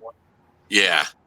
But I'm glad you brought up Leo, because that's kind of what I wanted to run with. Is that there was a time where, early 90s, I mean, you can say what you want about Eating Gilbert Grape. A lot of child actors are really good when they're children, but they don't necessarily transition. Has anybody seen Haley Joel Osment lately? Yeah, he's actually, speaking of, he's in The Boys. Okay. But what I'm saying though is some child actors transition, some don't. Some of them just walk away from acting and never come back. And for a long time, I felt like Leonardo DiCaprio kind of had that heartthrob thing going on, that teen Tiger Beat, Teen Beat magazine cover poster boy kind of thing going on. And I did not take him seriously, sadly, until I saw him in The Aviator. And then right after The Aviator was The Departed. And after those two movies, I realized, wow, he actually is a fantastic actor. So I kind of feel about Zac Efron the way that I used to feel about Leonardo DiCaprio back in the early 90s. So hopefully I'm wrong. I haven't seen Bundy yet, but I will definitely check that out. It's on the list. It's on Netflix. Yep. In my queue. Oh, good. That queue's backed up. Oh, yeah. So it's backed up from when I canceled Netflix last time. Yeah. Is that a proctology exam over there, Sal? Yeah, Dr. Mindbender's backed up too. Oh, no. Okay, that's enough. I'm trying to appeal to Disney and it's not working. Crystal Ball had his hand up Mindbender's You don't ass. want Disney to get a hold of G.I. Joe. That's not It's not a good look for them. Literally any other studio but Disney at this point. Give to Universal, so we can get a G.I. Joe theme park. Yeah, that's what I was saying. I think like Universal, or even give it to someone like Blumhouse or something. Yeah, No. give him a low budget because say what you want about Blumhouse. Sometimes I've seen magic things happen when you give somebody a very limited budget. They have to work within the constraints, and that's when some of the best things come out, when you're working within those constraints. Case in point, Star Wars: A New Hope. Working under financial constraints, had to make sacrifices, had to make exceptions, couldn't necessarily have everything you wanted, and as a result of it, you had a magical movie that's timeless that people love to this day. Mm-hmm. I don't know. I don't trust Blumhouse after Halloween. I wasn't like a huge fan of Blumhouse, their brand to begin with, but after Halloween and now seeing what that movie is, and they're coming out with 2 sequels, I'm just like, eh. Well, I mean, the only thing I will say about Blumhouse is they work within limited budgets. At least they're taking risks. They are, and that's something that a lot of studios and movie houses can't say these days that they're doing. Everybody wants to. They're not trying to recreate an experience. They're trying to recreate money, and that's where they keep screwing up every single time. Is whenever they try to recreate a money making scheme that worked once 20, 30 some years ago, is not necessarily going to work in 2020. All right, so that's their no. And wait, here, let's highlight one of Shannon's comments. No Blumhouse. That's my that's my feeling on it too. But like you said, Adam, I can't agree with that point that they are taking risks, which is something, like you said, the bigger studios aren't willing to do. Look at Marvel; they follow a very formulaic approach to their movies. So. Let's see. So basically, since Monica and I are the only ones that have watched this, the talking point 3, just overall thoughts on the movie. I thought it was great. I thought the musical numbers were fantastic, and I'm a musical fan. I don't mind musicals at all. Fiddler on the Roof is one of my favorite movies. It's one of my low key favorites, just because the musical numbers and. As my son has grown up, I used to sing the soundtrack to him almost every night. Before bed, I would sing. Not the whole soundtrack, but I would sing 4 or 5 songs off it for him, because I grew up, with that stuff with my, my parents and all. So just it just kind of takes me back to that. And I do enjoy musicals, and this is something I want to sit down and watch with him because he's in dance now, and I think he would probably really enjoy this, especially because it's so bright. The musical numbers and stuff like that. I think he'd enjoy it. Yeah, I mean, my 2-year-old niece loves it too. So, but I thought it was a extremely well-rounded movie. Mm-hmm. It touched on key points that should be touched on. But yeah, it's diverse and it's like empowering and has a good message and all that other bullshit that Disney can't seem to figure out. So it was, and they worked the relationship with Zac Efron and Zendaya really well. It wasn't forced. It was done really well. Let's highlight some comments here. Link Alex says no Blumhouse. Then he says, what risk? They redid Halloween with scenes from other Halloweens. That's my gripe with that movie, Alex. I don't think Adam was referring to the Halloween movie. I wanted to chime in on the Halloween movie. Okay, it's not great, but it had a very, very, very low hurdle to get over, because the last time we'd seen Halloween was Rob Zombie's Halloween 2, which is just, you want to talk about a what the fuck movie. I don't even know what's going on in that movie. I hate everybody in it. I hate everything about it. I can't stand it.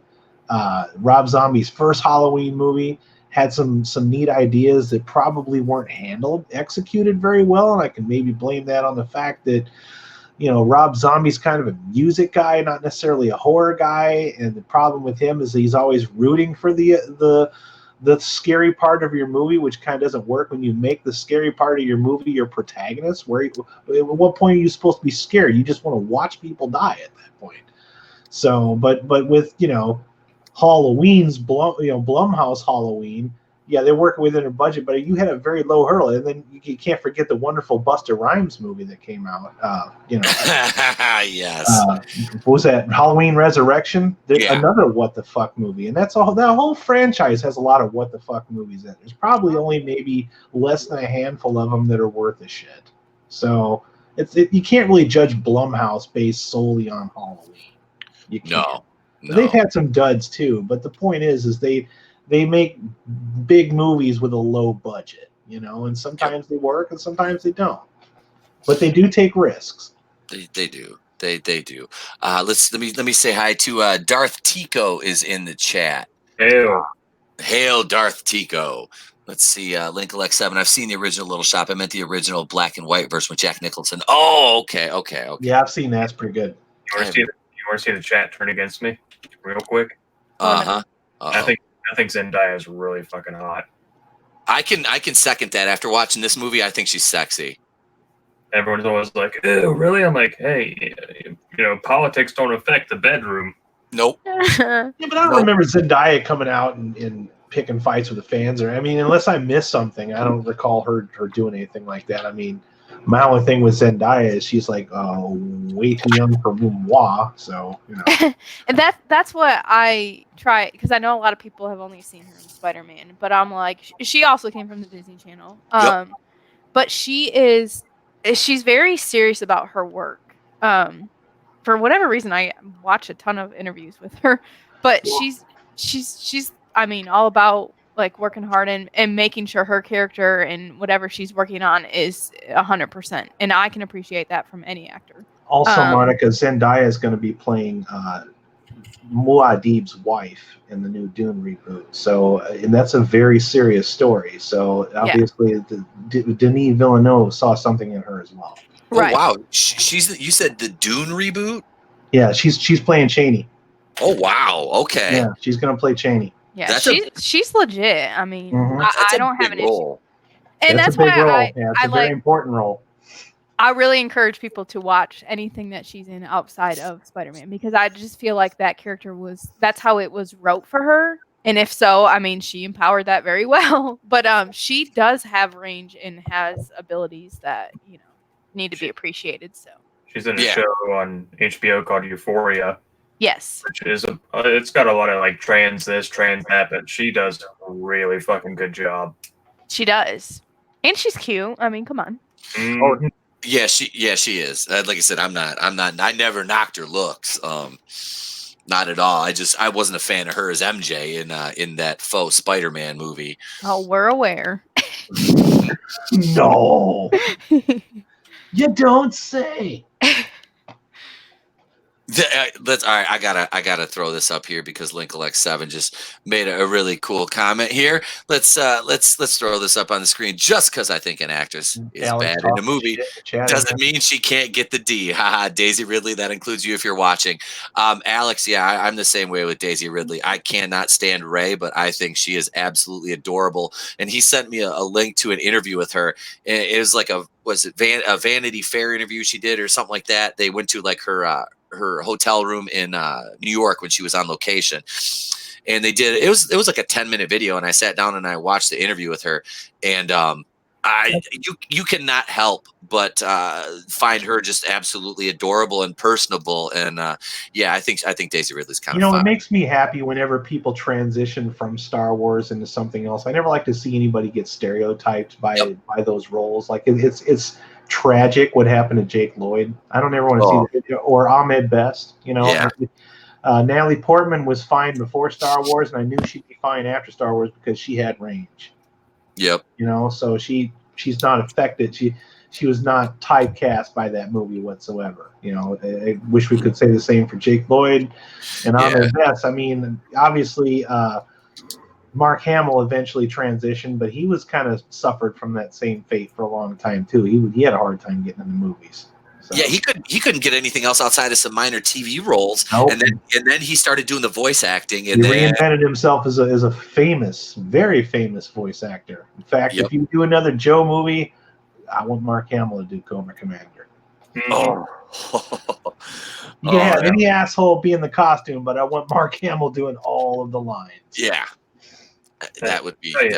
It's interesting that you actually brought all that up, because I also went to her hotel room while she was on location, and let me tell you what, I met the nicest security guard I've ever met in my life, and the handcuffs were very comfortable. They only threw me out once, and they remembered my hat. And how long is the restraining order for? That's not important. There's ways around minor details. Right. Minor we don't touch on those. I'm not allowed within 3 states, but that's not a problem. That's not too bad. A few trek But to you're my- at least allowed in the same country, so that means you still have a chance. I have a better chance than the MCU does. So you're saying there's a chance? Oh God. Okay. Well, I think we're done with the Greatest Showman. Now, something that some of you might want to hear about, some of you might not want to hear about, but it's something that we all have enjoyed at one time or another. Get your minds out of the gutter. I'm talking about Star Wars, and unfortunately, Episode 9. This is topic number 3 for the evening. So Star Wars Episode 9. Our first talking point is I don't believe that this movie will be able to course correct this sequel trilogy. And I don't think C4 could course correct this sequel trilogy because it has been a disjointed mess of horrible writing. Let's start with Jar Jar's empty mystery box in The Force Awakens. Introduction of characters that you were led to believe would go on to do bigger things in the sequel, which was obviously going to happen after The Force Awakens. Like Rey and Finn, they had that set up for, it was apparent that JJ was going to set them up in a relationship, and I was willing to give it a chance. By the end of the movie, I'm like, I was kind of not happy with it because you're sitting there watching The Force Awakens, and it's basically a blueprint trace attempted tracing of A New Hope. And then, of course, The Last Jedi happens and just shit on everything and anything that The Force Awakens had set up. So do I personally think that Episode 9 can course correct anything? I would say the best they can hope for with this is that a couple handfuls of the dozens and dozens of member berries that they're throwing into this film will at least establish some goodwill with a certain portion of the fans. Now, I'm not saying myself because I'm this is difficult because I love Star Wars, right? I don't like just bashing on Star Wars, and that's I think the stance that a lot of us take here. But that being said, I'm not quite full blown. I'm boycotting, but I'm just not going to go watch it. If somebody buys me a ticket, I'll go watch it. I plan on probably streaming it online. I have no desire to see this in the theater. Monica, do you have any thoughts on this? I know you've only seen A New Hope, but you've heard us talk about this enough, so. Yes. Mac and me's That's a Mac and me answer. Yeah. No, I don't know. I can't really have an opinion on it. I feel like my opinion is invalid when I haven't seen it all, so pass. Okay, so that'll go to Mr. Salvador. How much time have we got? All right. So no matter what they try to do, it's going to be course. So I'm a prequel defender. They came out, they hit at that right spot. I was in that age group to like 1 and 2, and then like 3. So to me, it's been a complete story from start to finish with like minor detail plot holes. Like that's why we have Rogue One, I guess, because that needed to be explained to people. But the sequel trilogy is like they were trying to. It's like, I don't know, doing a longhand like math equation and then solving it, and then now you're done. They're like, oh well, there's got to be more to it, right? And they're trying to fix problems that didn't exist. They're trying to end the Skywalker saga when it ended in 1983. Mm-hmm. So it makes no sense to me why they're even trying. They clearly, They went through the start line, tripped on their shoelaces, face planted, and now they're trying to finish the race with a broken ankle. So they're going to finish it. There's going to be 7, 8, and 9, but at what cost? It doesn't add anything. It's only taken away. Like nothing they've done has added to the original trilogy or added to the prequels or added to the Skywalker saga overall. They've only taken away. And I'm not going to see it in theaters. I'm probably, honestly, legitimately Love you, Jeff, but I know you're gonna have to see it for the channel, and that's as close as I'm gonna get to it. It's gonna be the first, other than the original trilogy that I wasn't alive to see in theaters. It's gonna be the first Star Wars movie that I actively do not see in theaters. So it's just no part of it's gonna be good, and I feel like a lot of it is gonna be cleanup crew trying to fix what happened in 8 and fix what happened in 7. And it's going to be really obvious to us because we're like, oh, you're doing exactly what we thought you were going to do.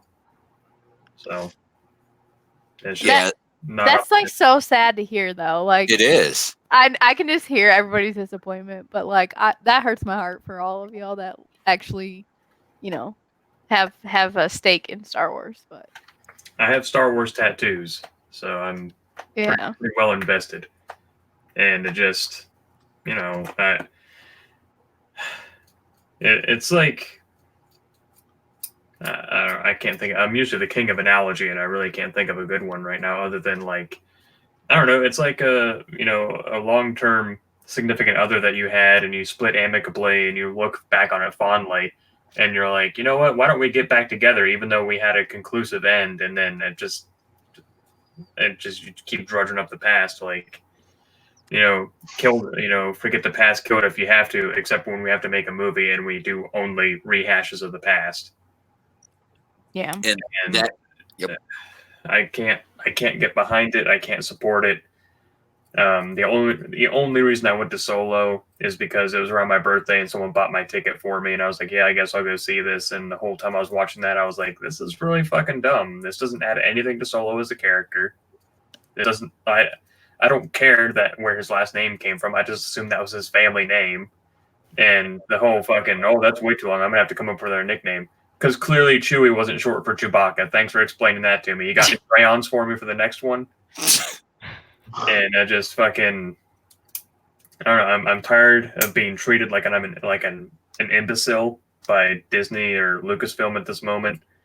And the fans, we don't need our hands held. For Star Wars, like that's part of the mythos. That's part of the great thing about meeting other Star Wars fans is like, well, why do you think that? I don't know.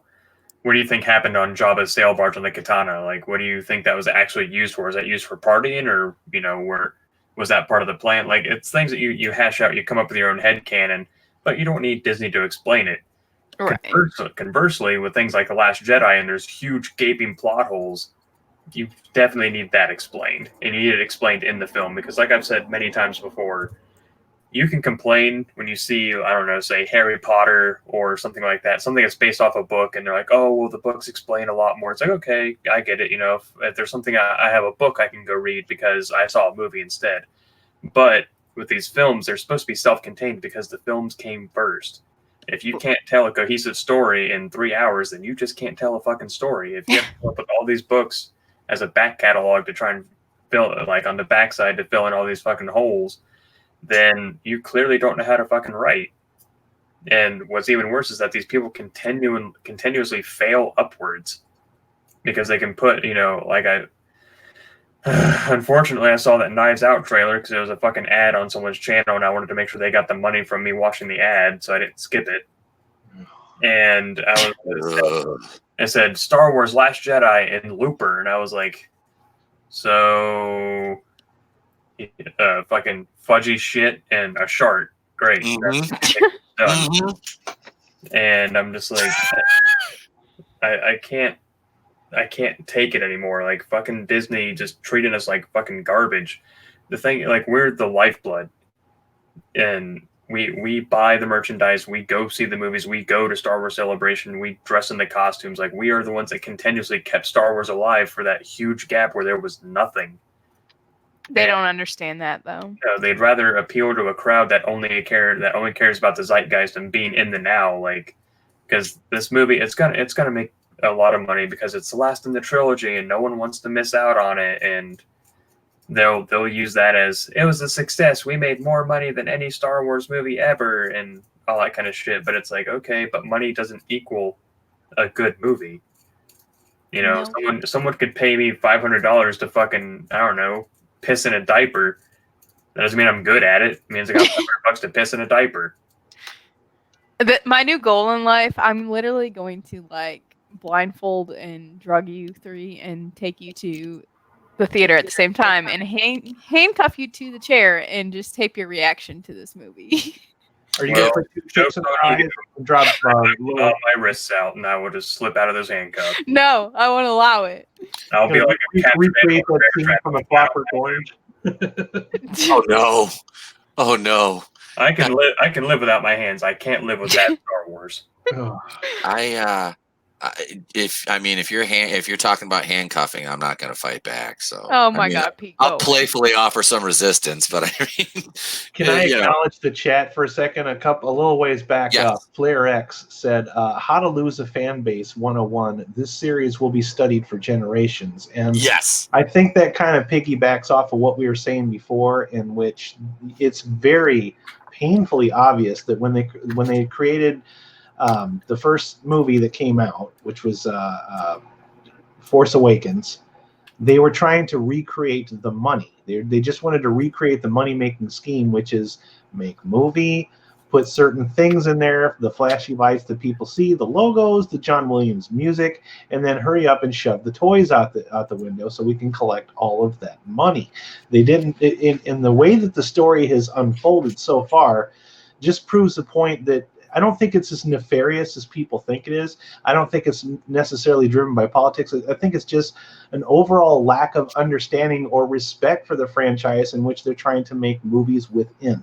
They see Star Wars as this kind of juvenile fairy tale type thing. They're like, well, we need to make this more modern and more edgy and more deep and all this kind of thing, when that's not really ever what it was. It was borrowing a lot of mythology from other myths that have come out around the world. I mean, going back centuries, right down to the way people look. I mean, they really studied a lot of different cultures to come up with these characters. And a lot of what Disney did was, as we've said ad nauseum, just make generic watered down versions of characters that we already had. They didn't really bring in anything interesting. You guys remember when they had the concept art out for Darth Maul? Do any of you remember that? I don't. One of the concepts they had is they created a Sith witch. It was one of the most terrifying things I've ever seen in my entire life. They actually had to dumb down Darth Maul to make him less scary. That's how outside the box they were thinking of it during that time. But they were borrowing, the reason they used red and black was symbols of aggression, because other tribes in other countries use those in their enemies. The things that they fear, the color red, it symbolizes aggression. That's why Darth Maul has red and black tattoos on his face. I mean, that's how overboard they were with this. I don't see Disney doing that kind of stuff. And I don't think it's because they have necessarily a political motivated agenda. I think they just don't respect the source material enough to care. Mm-hmm. So when the fans don't care, they're like, well, we did the thing. Why didn't you show up to the thing? It doesn't matter. Whatever we make, you're not going to like anyway. So we'll just make what we want. And that's how I feel episode 9 is going to play out. It's like, this is our last huzzah. You guys are going to show up because it's the last thing. It's going to be the last party in town, and you're going to want to show up because you were a fan all this time, and you want to see if we fixed it or not. And if you don't support it, then you're not a fan. Because my fandom was never called into question until 2017. Mm-hmm. And then there's all these online arguments. Well, you're not a fan if you don't go support this or you don't support that. And the worst thing I ever heard was somebody telling me that Star Wars isn't for you anymore. I'm like, are you freaking kidding me? Yep. I've heard that too. I'm too old and white to be a Star Wars fan. Exactly. Yeah, it's made for children. No, it is not. It goes back to if you have good writing, children, old people, young people, adults. My parents said it best. They said, we took you to see Star Wars because we were told it was really good, but we went back and saw it again because we enjoyed it. Yep. How many Disney movies can you honestly say that for? Especially now with all of just Disney movies just being constant remakes. Even Star Wars itself is yet another Disney remake. Mm-hmm. They just don't want to pay writers, man. You know. Mm-hmm. Well, they're like you said. We've said this before. They're creatively and ideologically bankrupt. They don't respect the material, and they expect fans to show up and support the stuff just because it has the Star Wars name. Why do you think they don't make new Coke anymore? Mm-hmm. People didn't like it, so they had to go back to Coke Classic. You know, you can't just change something just because you say, well, you guys are going to support it because you like Coke. Bullshit. If they don't like the taste of it, they're not going to support it. They're going to go back to when you bring things back to where they used to be. I think Star Wars could probably be saved down the road. It's possible. Mm-hmm. I mean, this, like I said, Solo was the first time Star Wars ever suffered a failure. Ever. Mm-hmm. Whereas something like Star Trek has failed time and time again and always bounced back. But the thing Star Trek does differently, they're not always following the same cast. They have multiple crews, multiple ships, multiple stories within the same universe. And Star Wars has not been able to recreate that yet. I think that's, you know, they tried. They announced that they're going to. I'm really curious if even this. Okay, let's just say for the sake of argument that Rian Johnson is in fact doing a trilogy. What in the holy hell is he going to do? Because I don't think Rian Johnson understands Star Wars as much as he would like us to think he does. Rian Johnson. There's no way The Last Jedi would have ever existed if he would have respected that universe more. Ever. And look, me and my round head are going to make a good movie, and you incels are going to like the trilogy I make. I'm full of soy. That's Johnson that matters in Star Wars is Darth Vader's disembodied charge balance. And if you're not following that account on Twitter, you are missing out. You are missing out on that. Very fun account. Yeah, that is. I don't get on Twitter very much, but when I get the notifications from that, they're always enjoyable. Okay, so let's bounce over here to, let's see, we got in the comments. Let's see, Flare-Axe was talking about the characters. They were tropes, not really characters, and that's absolutely correct. They're hollow. They're one-dimensional. Let's see. They have absolutely no backstory, and they were not put on any kind of journey whatsoever to make us care about them at all. Nope. They were introduced, and then they were quickly discarded and abandoned. That's what you get when you switch those filmmakers in the middle of a trilogy, and they're both idiots. Right. I mean, even with the original trilogy, it's okay to. And I think that's why I say they keep trying to. They think there's a code to doing Star Wars, and Star Wars like, okay, you have J.J. Abrams do the first movie, and then you just bring in a different director.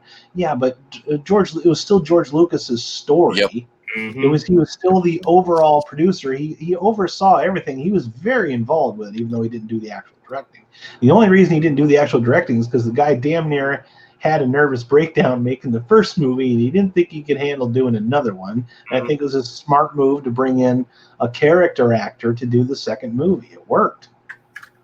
Not only that, but it also ruined his first marriage. Yeah, there was that happened as well. So he had to step out, but he was still very involved. He oversaw everything. He had the final say on everything. It was all by his design. And I'm with you, Sal. I like the prequels as well. I will defend them. They were still stories that made sense. The special effects might not hold up all that well, but whatever. You know, I mean, it's the story is still held up. I still enjoyed all of them for the most part. Some more than others, but they did at least feel Star Wars. You know what I mean? And the thing is, like, I think at the root of all of it is to harken back to something we mentioned earlier in the stream about it being fan fiction, is that no matter how much people didn't like the prequels or anything like that, it was canon because it was George Lucas that came up with it. It wasn't some fucking dude. It'd be like if I went and wrote a Star Wars movie and directed, got a fucking budget, and I'm like, congratulations, now I'm creating canon. And that's why we have such a hard time with it, because it's not George Lucas. It's some dude that was given money to make his own fan fiction into canon. So, and I say that the fans make the best work, because you see these fan films like fucking Birth of a Monster or the anime TIE Fighter. Some of the fans are making the best work, but none of that affects the overall canon. If they had just, I don't know, been like, this is set 200 years after Return of the Jedi, okay, I don't think we'd have as big a problem. But they insisted on bringing back the original cast and then parading them in front of us as whipping boys, being like, look how dumb they are, look how feeble and weak they are now because they're old, and it's like, why? Yeah, I hate what happened to the fandom more than I hate The Last Jedi. It just this whole war, this rift. It goes back to escapism. You have something you can bond over. All four of us might have different political beliefs, but we can bond over our love for Star Wars. And now you don't really necessarily have that. It's like we've actually bonded over our hatred of modern Star Wars. What does that even mean? But. And there's a lot of people out there. I don't want to mention any names because I don't do interchannel drama, but there's a lot of people that have been saying, we're just conditioned to automatically hate this next movie that's coming out, and that's so far from the truth. I want to be excited. I do. Why am I not excited? Let's analyze that. That's what nobody ever talks about. Why are we not excited? Why is it the fact that the last trailer, that, if you want to call it a trailer, was 50% member berries? Yep. You're doing that same joke over and over again. You're playing on our emotions. You're tugging on our heartstrings from things that we love, but you're not showing us anything to be excited about. That's not just us conditioning to hate it just because it's cool to hate Star Wars. It doesn't work like that. Trust me, if this movie comes out and the people I trust tell me, no, dude, you need to go see it. It's really good. And I do. I will go see it if you guys tell me it's worth it. Absolutely. I'll eat crow all over my social medias, be like, hey, this movie's actually really good. Yep. But I'm not optimistic. Yeah, respect is earned. It's not expected. You have to make I'm a fan of movies. I don't blindly follow franchises just because they exist. Yeah, I'm not, like I said, man, I'm the same way, Sal. I'm going to listen to the world class bullshitters, and if they say it's good, then like you said, man, I trust their opinion. We're pretty well lined up as far as like some a lot of the movies they've reviewed, and I would if somebody said, hey man, this is really cool, you should check it out. Yeah, I'd probably go then. But I would sit there and I'd be like, I have to take back what I said, man. I'm a man. I would own it. It's like I'm going to go see Rambo tomorrow night. Okay, I'm going to go see Rambo because I've enjoyed all of the movies that have come before it. And the trailer was badass. And the trailer was badass. Exactly. Yeah. All of the right reasons are why I'm going to go. Why I'm excited. I'm excited to see Rambo. I'm not excited to see Star Wars. I'm calling it now. I've enjoyed all the Rambo movies before it. I haven't been disappointed yet. I'm calling it now, though. He saves it. Is it his daughter or his niece in the movie? I don't know. I haven't analyzed the details of the trailer. I like to go in as surprised as possible. All I've seen is the two trailers that have come out, and I've enjoyed both of them. And I don't have anything else spoiled for me. I like to go into these with as little knowledge as possible. I'm not even sure who's directing this movie. Flair X said that the girl is Rambo's niece. Okay, I'm calling it now that he's probably gonna get at the end, and she's gonna pick up the title because her last name's probably Rambo. Oh, for sure, probably. Yeah. So, but it's just a trailer. If it's in there just to blindly set up sequels, my review will reflect that. I don't do spoilers in my reviews, but I'm intelligent enough to where I'm not just going to go and automatically give it 5 out of 5 just because it's Rambo. If it doesn't work for me, I'm going to say why it doesn't work. Mm-hmm. Yep. I love the Terminator. My name is Groovinator, for frick's sakes. Okay, I don't like most of those movies. I don't like most of the Terminator movies. Suck. I'm still going to go see it, but I don't expect it to be good. Right. My respect has to be earned. It's not to be expected. There's so many companies that just expect their customers to just blindly follow and not question. And that's what the Fandom Menace is really about. It's a conglomerate of fans that have been abused by people that make products within the genre and then blame all the fans for its mistakes. Yeah.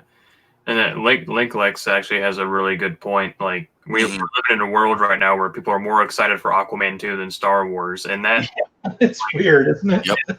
It blows my mind that I'm like, wow, I like Aquaman more than any of the new Star Wars movies.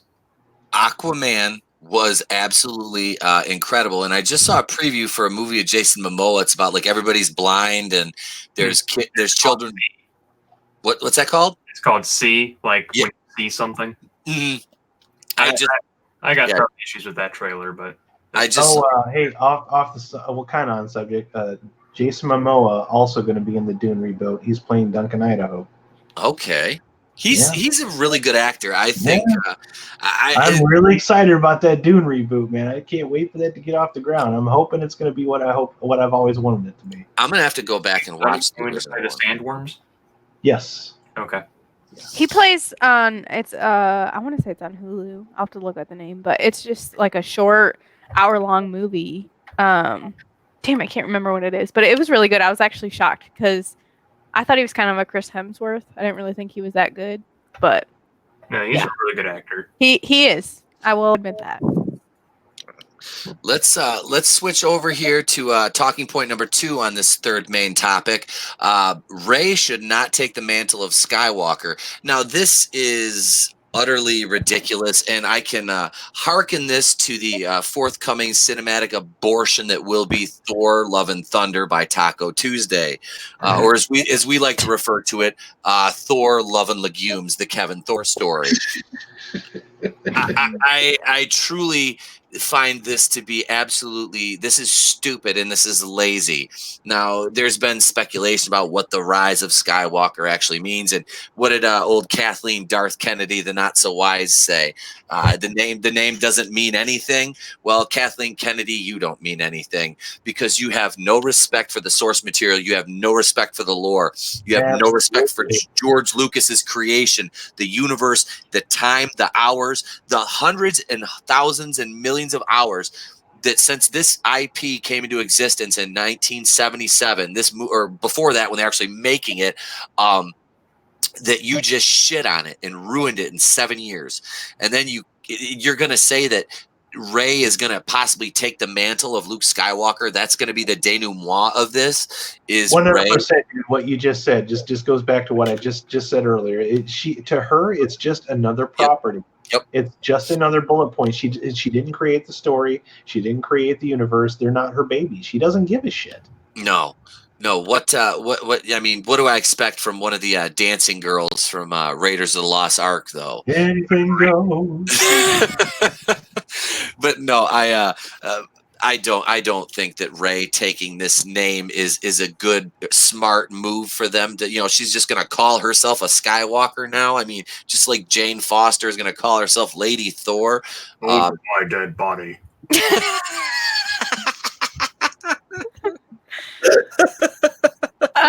I honestly, obviously have not seen all of these and have no stake in this game, but just the sound of it, when you say that, it's almost like it comes off as sarcastic. I don't believe you. That's an actual thing, but apparently it is. So. No, this is one of the rumors that they're tossing around, and it's not like somebody could just say, "Hey, now I'm Pete Nayuko." I mean, you could. I mean, trust me, my identity's been stolen before, and the motherfuckers came running back to give it to me with and they gave me more back than they took. So, totally see that. Oh, trust me, it happens. He's like, as I said, I'm not worried about identity theft. Here's my social security number. You're going to give it back. But no, I think this is a mistake if they truly decide to do this. Flare X's ramming speed. Oh, let's just ram Snoke's ship. We can do a hyperspace ram. That'll work, right, Sal? Right. Speaking of fucking up canon, so actually, I just now received some leaked footage from Rise of the Skywalker. I don't know if I can share that with you right now. Let me highlight your screen. There he goes. The Rise of the Skywalker is rising. Here he goes. That's the only Rise of a Skywalker I give a shit about. So, this whole taking the mantle of a Skywalker, that's like you mentioned with the whole Thor thing. That's a fucking name. It's not a goddamn title. Was it not enough that you destroyed the hero of the entire universe? Yeah. Now you're just going to tell me that just any Tom, Dick, and Harry, and Hank, and Karen can be a Luke Skywalker now? Exactly.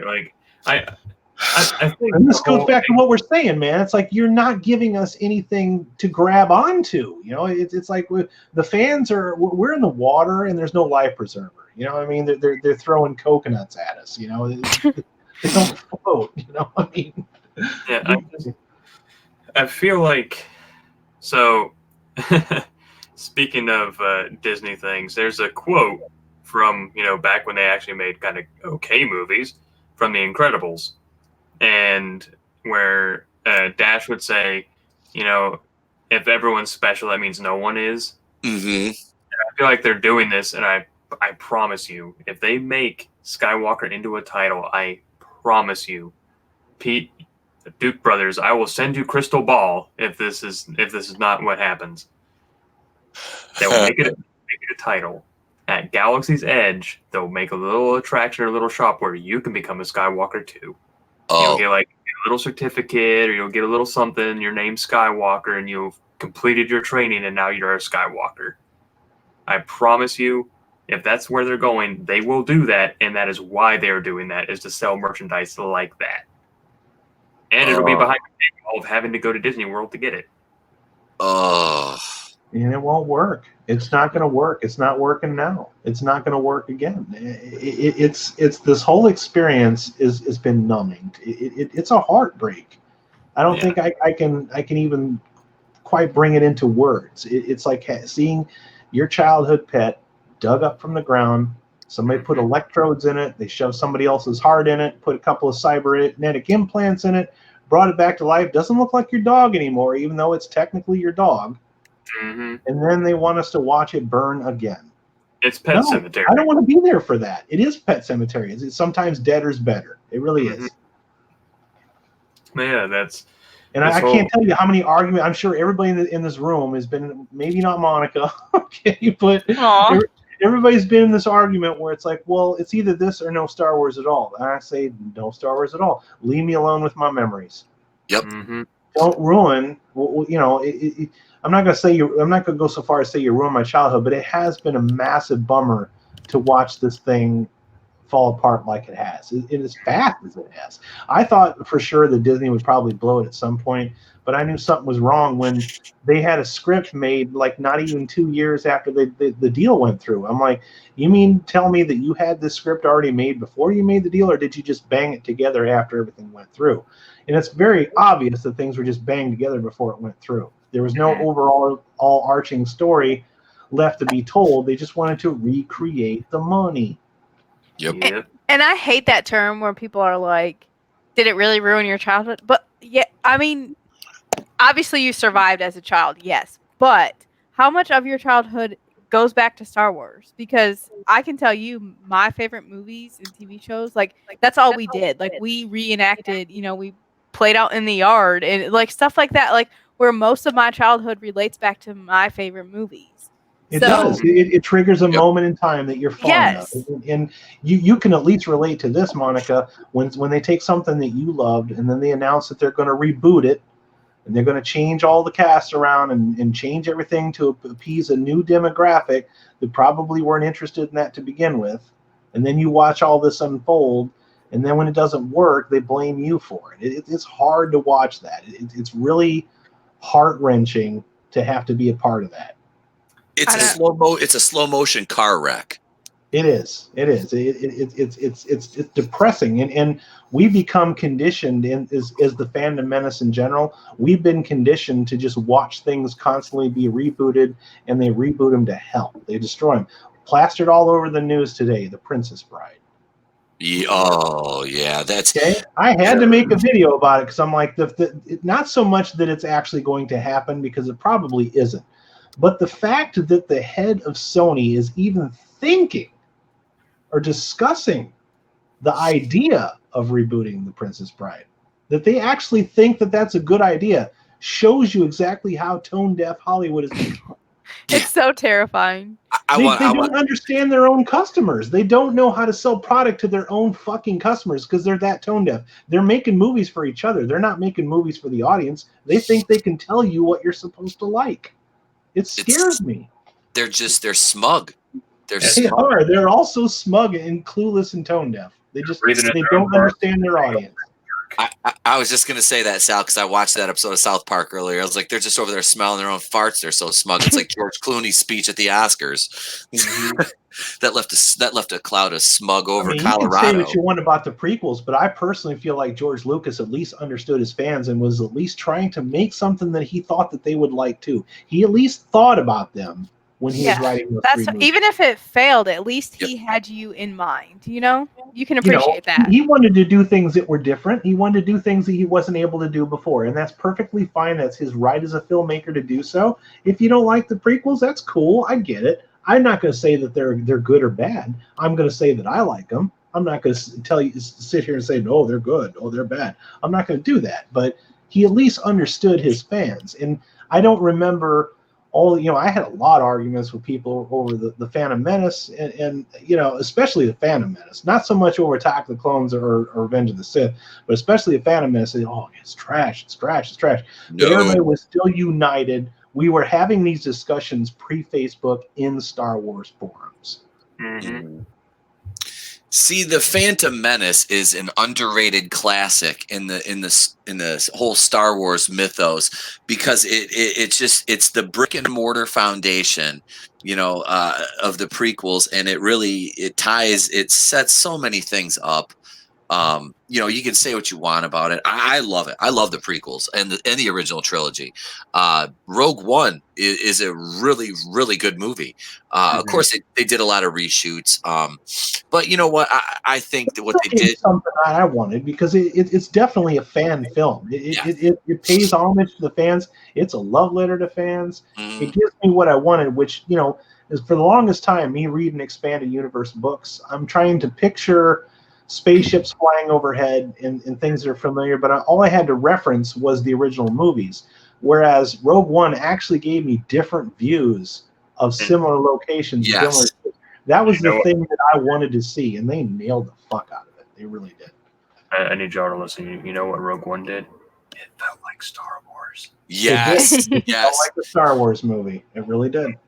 Have you all seen that reaction video that girl had to the first time she saw Rogue One to the Vader scene at the end? Yes. Oh my God. I'm not even going to lie, dude. I almost went full blown Kevin Smith and cried when I saw Vader. Dude, it was like, what? Because you saw him for that brief scene with was it Krennic in the movie, and you got to see his castle on Mustafar. You got to see his Krennic was an awesome villain. He was interesting. I liked him. I like Krennic. I like the idea of Krennic. To me, Krennic would be like. I like the fact that he was a Weasley corporate bastard. I just enjoyed that. Yes, that was something we hadn't really seen in Star Wars, and I appreciated it. Krennic reminds me of kind of what Thrawn would be. Yes, not quite as cool as Thrawn, but no. I'd be totally down for Thrawn in Star Wars at this point. But we're not going to get that because they abandoned the EU. Then that's their own bomb. I wanted to acknowledge Flair X in the chat. He says it's the Rogue One. It's a war story. It's a Star Wars movie. I own it. It's absolutely. It's the Guns of the Navarone. It's the Guns of the Navarone realized as a Star Wars movie, and I wanted so much more of those kind of movies from this franchise, and that's where they would have nailed it. If they'd have just completely abandoned the Skywalker story and left it alone after Return of the Jedi, and just given us a completely different side of the universe from the point of different characters, we would not be together right now having this discussion. No, we really wouldn't. Let me go off on this tangent real quick. Go ahead, Sal. So I'm going to make sense real quick. Oh no! God. Again? Let me get my popcorn. All right. So here's how good old Uncle Salty would have fit, or Uncle Dad, as some people call me. I am from West Virginia, so it's not that weird. Here's how I would have done Star Wars, right? So we're getting rid of the EU. I'm not changing that. That's just okay. So I'm working within parameters. First Order, okay. But I wouldn't have come out of the gate with First Order. What I would have done is have it set shortly after, not have maybe have them mentioned, but not have them in it like Luke, Han, and Leia. I know there would have been a lot of backlash on that. How are you going to make a Star Wars movie without them in it? But I would have had it set shortly after Return of the Jedi, and watch the recoil watch the Empire recoil from losing the Emperor and watch all the Moffs and the Grand Moffs like struggle for power. Like, who's going to pick up the mantle? Who's going to continue to try and control all this while it falls apart? So essentially, the Timothy Zahn series. I have not read it. I read. You're describing the Timothy Zahn series. Oh, okay. That's exactly what that is. That's why that for the longest time, the Timothy Zahn that was Heir to the Empire, Last Command, and I forgot the middle one. I have all three of them. That's the Timothy Zahn the Timothy Zahn era. Picks up at several years after Return of the Jedi, shows the recoil of the rift going on with the New Republic and the rise of what's left of the Empire, which was led by Admiral Thrawn. That was our introduction to Grand Admiral Thrawn, was Heir to the Empire, and he was one of the main villains in that trilogy. See, Pete knows this. I have them, but I've discovered that owning books and reading them are two separate hobbies. So I do have them. Not read them yet. I think I read the first one when I was in like the 7th grade, and I remember. So I saw Rebels. And I remember Thrawn, and that's about it. And I think, yeah, that's all I remember. Dark Force Rising, that was the middle one. When those books came out, they were New York Times bestsellers, and they were actually advertised as the unofficial sequels to the Return of the Jedi. It was basically the 7, 8, 9 that we never got, which is kind of what I hoped that they would have done with. But I got to admit, I was excited when they said they weren't going to do that. I'm like, oh, so they're going to surprise me with something that I've never seen before. Gotcha. See, I guess I am making too much sense then. Yeah, that's okay, man. It happens. I feel your pain, but yeah, what you just described is exactly what that series was. So if they would have went with that, but see, they didn't do that because then they would have to acknowledge the EU, which probably means they would have had to pay some money to George Lucas, and they would have had to pay money to Timothy Zahn for writing that series. Right.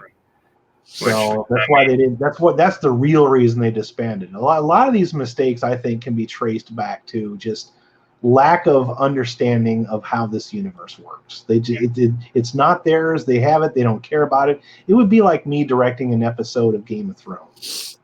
It would be just this bad because I don't give a fuck about Game of Thrones. So if I did an episode of it, it would be the worst one ever because I don't understand the universe and I don't respect it. Mm-hmm. But yeah, I would have had it set like almost immediately after, and then have the First Order rise up, like tease it.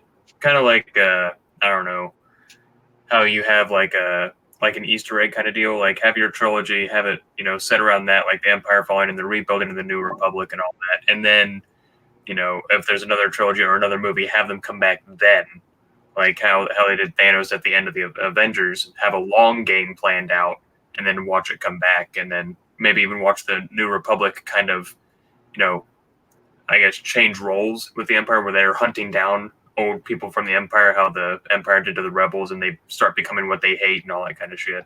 That would have been interesting. Yeah, absolutely. Yeah. I like that idea. Stop making sense, Sal. Yeah, okay. I was also. I think I mentioned this on one of these shows too. That when they didn't advertise Mark Hamill on the poster of The Force Awakens, I was thinking that maybe he was Kylo Ren. Mm-hmm. I'd have been okay with that. Maybe Luke fell to the dark side, and this is his redemption. I'd have maybe been okay with that too. Yeah, that would have been an interesting thing where it's like he, the Force ghosts are there, all that kind of shit, but he doesn't really have anyone. How can he? They explore that in that. You need to read that book. God damn it! You're describing everything that's in those books. Yeah. No, I want to read this. I want to read this new stuff. Like, if it would make sense for him to go to the dark side, because how is he going to teach his pupils to stay away from the dark side if he's never been there? Like if he can't say that was Dark Empire. He was flirting. He didn't have the Force Ghost to talk to anymore, and he was trying to learn more about the Force, and he was exploring the dark side, and he went a little bit too far. So he had Dark Luke. It would have been one of the better books, but it would have been something that would have been interesting on camera. Damn it, Zahn! How dare you take my ideas 20 years ago? At least better than Jake Skywalker drinking the booby milk. Yeah, I've seen enough booby milk on the internet being drunk. I don't need to see it in movies. And that looks like a good place to flip to our next talking point. Are we talking about booby milk on the internet? Yeah, booby milk. We're talking about This is Probably talking. minus the Cambodian breast milks. There's a hell of a black market on that. Nostalgia and EU inclusion in the original trilogy and prequel trilogy character involvement in episode 9. Now, we know that we've got this Palpatine involvement. We're not sure if it's a full-on clone, if it's a vision, there's rumors now that said he survived the fall down the reactor core of the second Death Star, which makes no fucking sense to me. Many Ukrainians that I think would have very strong opinions about surviving a nuclear reactor core. My family is part Ukrainian, dude. So yeah, let's we can talk about that. That doesn't happen. It doesn't happen. But no, these seeing what they're trying to do with this whole Palpatine thing now. Like, I love Ian McDermott that played Sheev. We lovingly call him the Senate, and he is still I am the Senate. He's got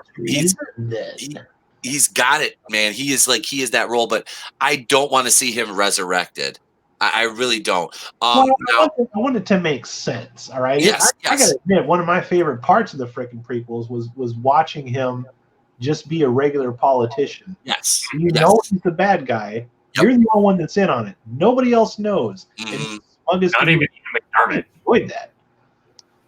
Yep. He has said in interviews before that he didn't know that the Emperor and the person he was playing were the same character. He thought he was playing two different characters throughout that entire movie. That's awesome. Yeah. That's awesome. But no, I think that this is a stretch. It's a reach. It doesn't need to be done. But if they're going to do it, please execute it right. Ha ha. Tongue-in-cheek humor. They're using the Dark Empire EU stuff. Well, they decanonized the EU 5 years ago. That's the problem. And now they're trying to pull, the Sith holocrons, and we got the Jedi holocrons, and we can time travel because the world beyond worlds, from Star Wars Rebels, and and now, we got Hayden Christensen's going to come back, and it's just, and the Force ghosts are now fully realized Jedis. They're not. I didn't think that I would miss that structure as much as I do now. That was one thing I always loved about the entire Star Wars universe, is the fact that everything fits into place like a giant jigsaw puzzle, and we don't have that structure anymore, and we're feeling the effects of that. Like, even if you didn't like the prequels or the EU, you could always think about something and you'd be like, that little main character over there has 2 or 3 books out there that I can go read about. And then every time you watch that movie, you're thinking about those stories. You know what I mean? Like, oh, that person's been there and done this. And they made Dengar a badass in the Han Solo trilogy. I mean, lost opportunities, man. Well, they really dropped the ball with Will Hood too. I mean, who didn't want to see a Will Hood standalone movie? Do y'all know who that is? I want to. Yeah, it's the dude with the ice cream maker. Yes. I was like, Scissor Punch movie. God damn it. Scissor Punch. Wait. Flare X says Mara Jade is rumored to be in it. No, I don't think that's going to happen. I think no. To get people to go see the movie. I don't think he's really going to be in it. I think that they were weren't they talking about a Disney Plus show for her?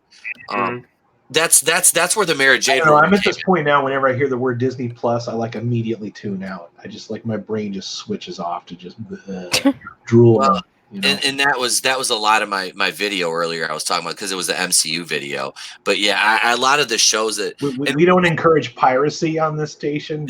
But avast, you mateys. Yeah, I am definitely not paying for Disney Plus, but I will be watching it. Basically because I want to see The Mandalorian. So opinions on that. Are we covering Mandalorian tonight? We're going to talk about it briefly because we're running a little bit longer than I would have than I originally wanted to. But because we're a bunch of blowhards. That's okay. But the show's had a nice flow to it tonight, and I really think we had a good turnout in the chat. So I don't mind going a little bit over. Monica, if you have to dip, I understand. I know that you've got an early day tomorrow. And you're really not you really don't because this is I'm gonna toss this to, unless you want to weigh in on the nostalgia factor with the original trilogy and prequel trilogy characters that they're going to try to shoehorn into episode 9. No, I don't have any weight. We'll just toss that one over to Salvador. Time to shine. So, kill the past, right? Until we need it to make money. Yeah, right. Yep. So true. If I was a Photoshop inclined or a more creative man with computers, I would make a small video of, a person wearing just a shirt that says Disney and a dead horse with a stick going, "Hey, make money, hey! We need you to print money for us." Because that's all they're doing. They're trying to put butts in seats by being like, "Oh, we're going to bring this person back." It's clickbait in real life. We brought the Emperor back with one weird trick. Buy a ticket to find out how. I guess it goes to prove that you can't solve problems with money. Because back when they announced them, like, well, they're going to have J.J. Abrams direct it, and they did sell it to the company with all of the monies. Mm-hmm. All of the monies. It probably will be all right. And the first movie was just that. It was just all right. Mm-hmm. Yep. You also can't solve all your problems by choking them. No. If anything, if life has taught us anything, throwing money at the problem doesn't solve it. A case in point, Justice League. You know what I mean?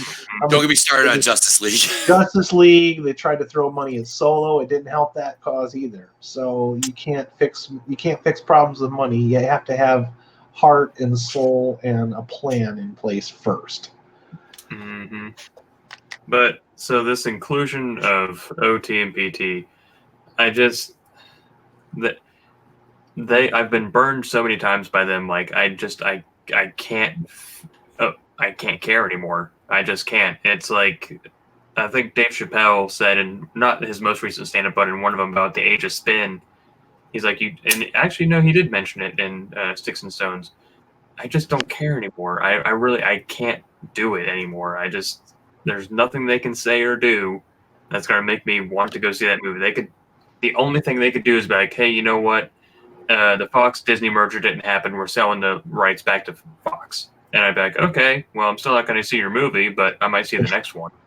Yeah, it's like being a Star Wars fan is like being in an abusive relationship. It really is, because you've been enticed, and then you've been abused, and you've been enticed, and you've been abused, and you're at the point now where you simply can't love the things that you used to love because now you're conditioned for disappointment. And for anybody to expect anything more out of the fans, I think is being wholly unrealistic. I hope other channels are listening to the stream right now, because I mean just that. For you to expect fans to be excited about this based on only what we've seen and heard so far is completely unrealistic. Mm-hmm. Yep. It's like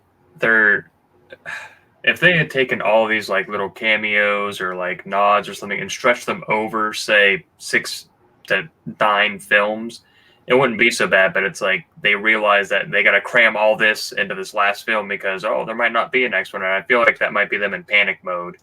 Like, we want to do all this with all these characters and all these actors, but we got to do it now because we might not get another movie after this. Oh my God, I just remembered this, Sal. I had a dream recently. Like, I want to say like maybe 1 or 2 nights ago, I had a dream that I had been connived by somebody into seeing the new Star Wars movie, and I was watching it, and towards the end, they had some kind of a cameo by Jake Lloyd, like the child Jake Lloyd, not current Jake Lloyd.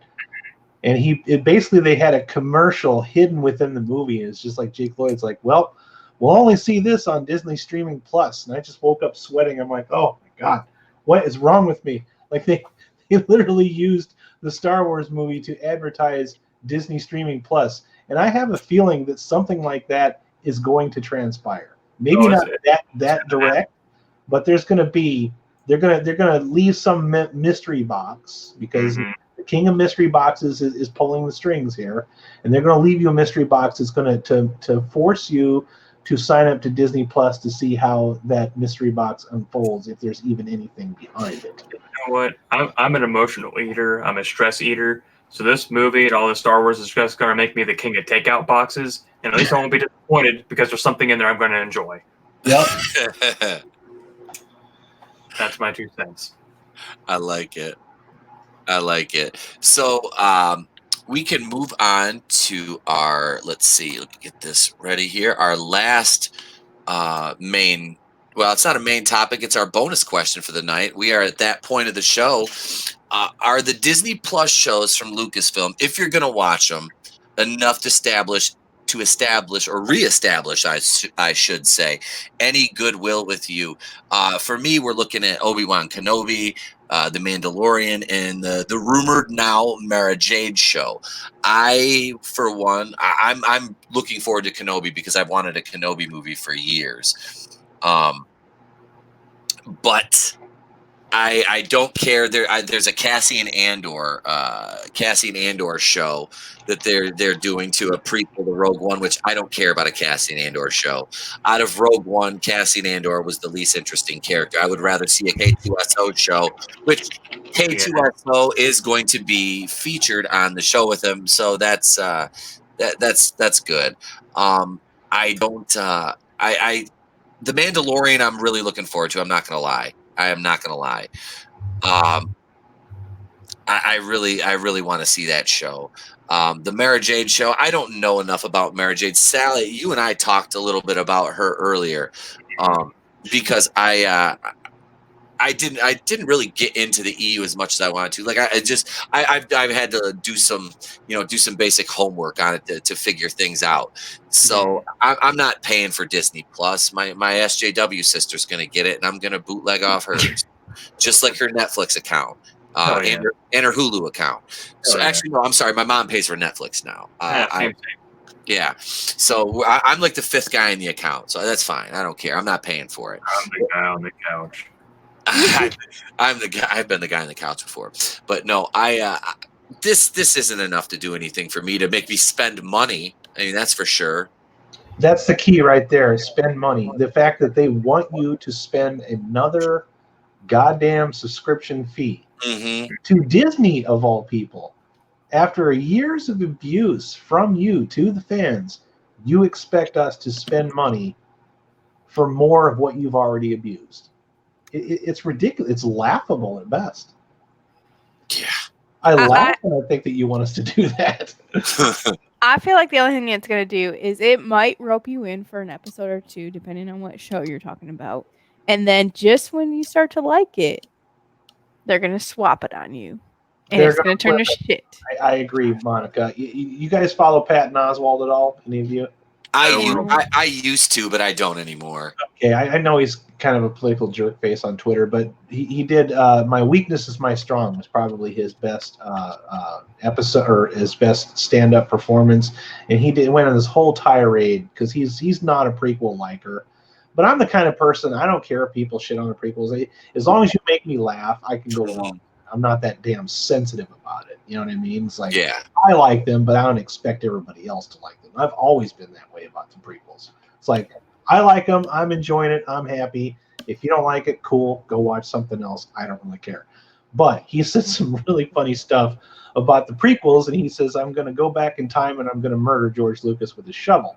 And he says, I don't care about I just know I love the things I love. He's like, well, you like Darth Vader? Yeah.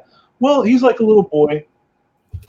You like Boba Fett? Yeah, he's a little kid. And then he's killed, and then he's sad. I remember that. He's like, hey, George Lucas, hey, you like ice cream? Yeah. Well, here's some rock salt because eventually you can have ice and some sugar, and you can make your own. You don't. This is not how it works. I feel like that's the way the Disney relationship has been. Like, hey, you like R2-D2? Too bad. Here's BB-8. Hey, you like Darth Vader? Too bad. Here's Kylo Ren. Hey, you like Han Solo? Too bad. Here's Poe.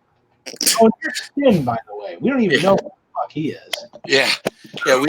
They just sound like they're straight out of Disney storybooks. You wanted to spend more money on this? Come on. Come on.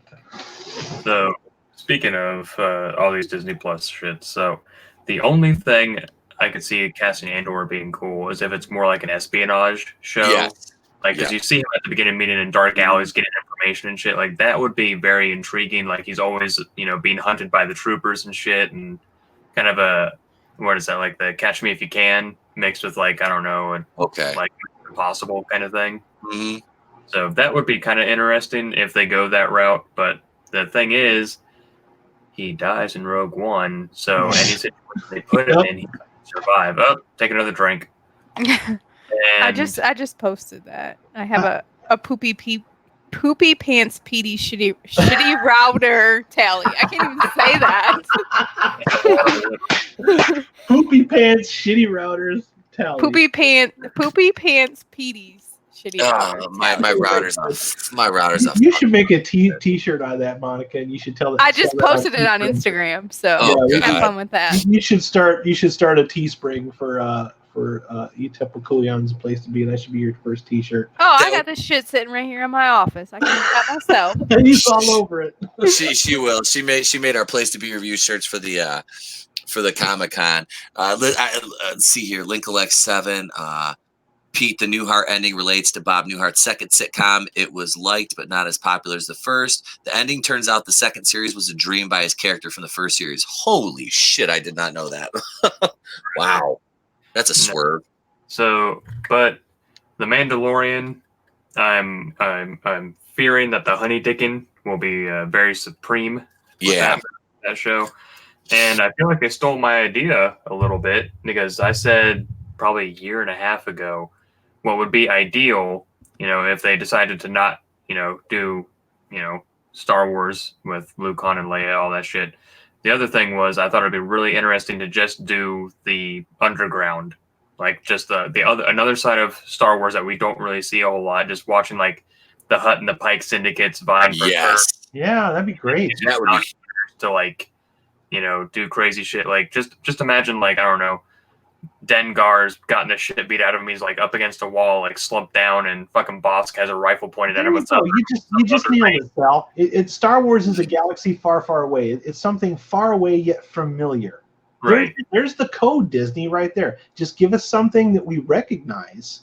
Mm-hmm. But familiar. Just familiar. It doesn't have to be the exact same damn thing. It doesn't have to hit a bunch of beats or check a bunch of check boxes. Just give us something similar. Yeah, but so picture this, right?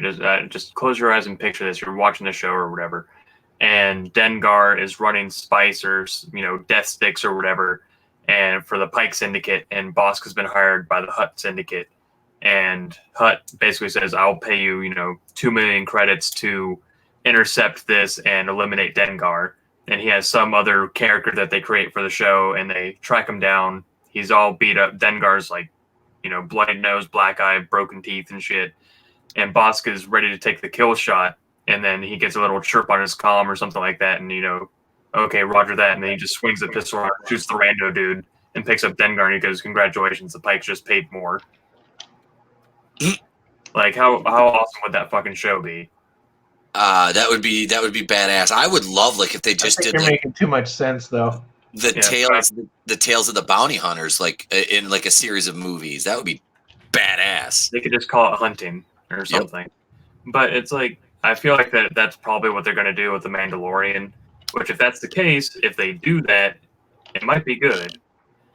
And I know what's his fucking name. He was in Game of Thrones, and he's in a couple other things. He's been confirmed to be the Mandalorian. Oh, Pedro Pascal. Pascal, yeah.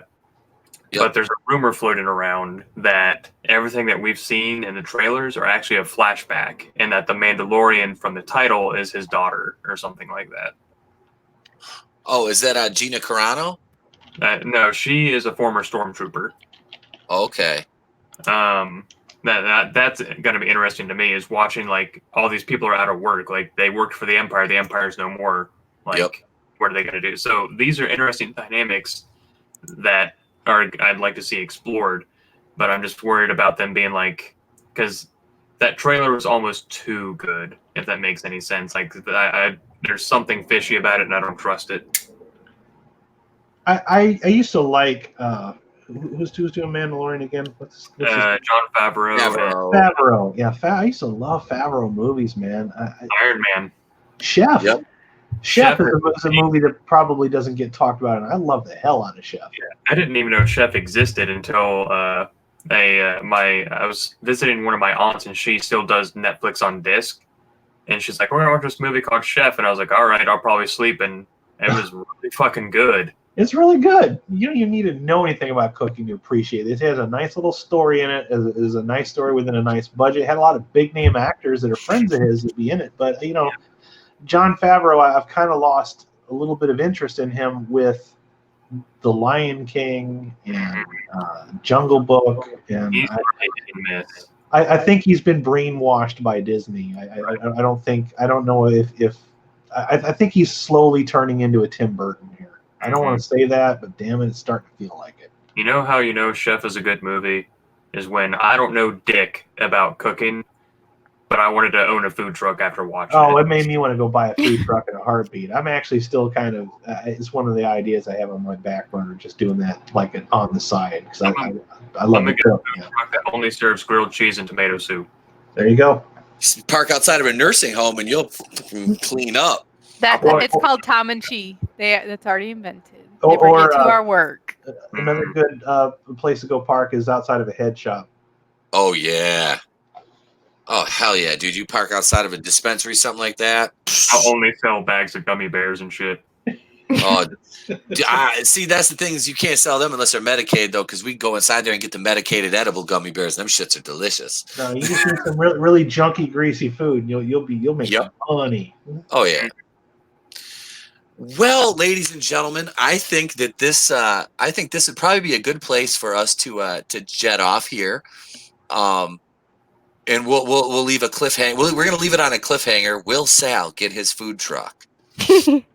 Will he be his router? Will I get my router? Will I get kicked off the stream one more time while I'm trying to close out the show?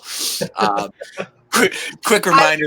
I bet you Pete gets a Poopy Pants Petey's router shirt before his actual router.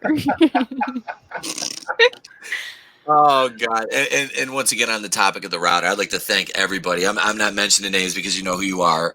Thank you for donating to that. Like I said, I'll be matching anything that goes in. So there's that. And damn right. Yep, I will, man. I really appreciate everybody kicking in on that. So that means a lot. Thank you for joining us, man. Be sure to bitch slap that like button on the way. Let me turn. Hang on, I'll do it one more time. I'll turn my camera on. The fucking thing's gonna go out there.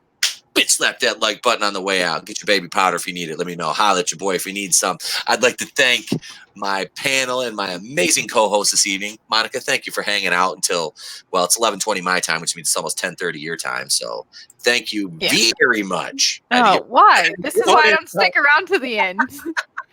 Like, I had to get one in, you know. God. That's what she said. But yeah, so... And thank you to the Don up there in the upper right corner. Let's see, wait, I'm going to point the correct way. Right over here, the Don of 2 Cents Toys, Mr. Salvador. I'm poking his square. Oh, no. And that image is so pretty. That is. God damn it, there's Crystal Ball again. Hope you like what you see. Oh, no. Oh, God. And Sal, go ahead and tell everybody what your channel is and where they can find you. My channel is 2 Cents Toys, where I offer you my 2 cents on toys. I'm not nearly as entertaining on that channel, but you can listen to me review mostly Marvel Legends because I sold my soul to Hasbro. Thank you very much, Sal. And right down, let me wait, right? Yeah. Is the Groovinator. Yeah. We like bad movies. RaidersOfLostFlicks.com, where we talk about famously bad movies. We like to call them films, if you will. Yeah, subscribe to that channel. Absolutely. Make sure you sub to Raiders of Lost Flicks and 2 Cents Toys. I am Itepokui, and I've been your host, and I hope you have enjoyed. We had a big turnout. It was up to like 11 people in the chat at one time. I think that is probably the most I've had on a live stream. So thank everybody for joining us. If you're listening on the playback, there's a whole bunch of videos I've got you can go watch until the next stream, which is tomorrow morning at 8:30. So I will see you guys in the morning, and Friday night, Groovinator and I will be on the fan cast. 8:30 p.m. Eastern. We'll be on the fan cast with Cuck Muffin, Brian Lay, Tap and Die. I'm going to make Adam do an entire live stream in character like that. Way ahead of you, Monica. Way ahead.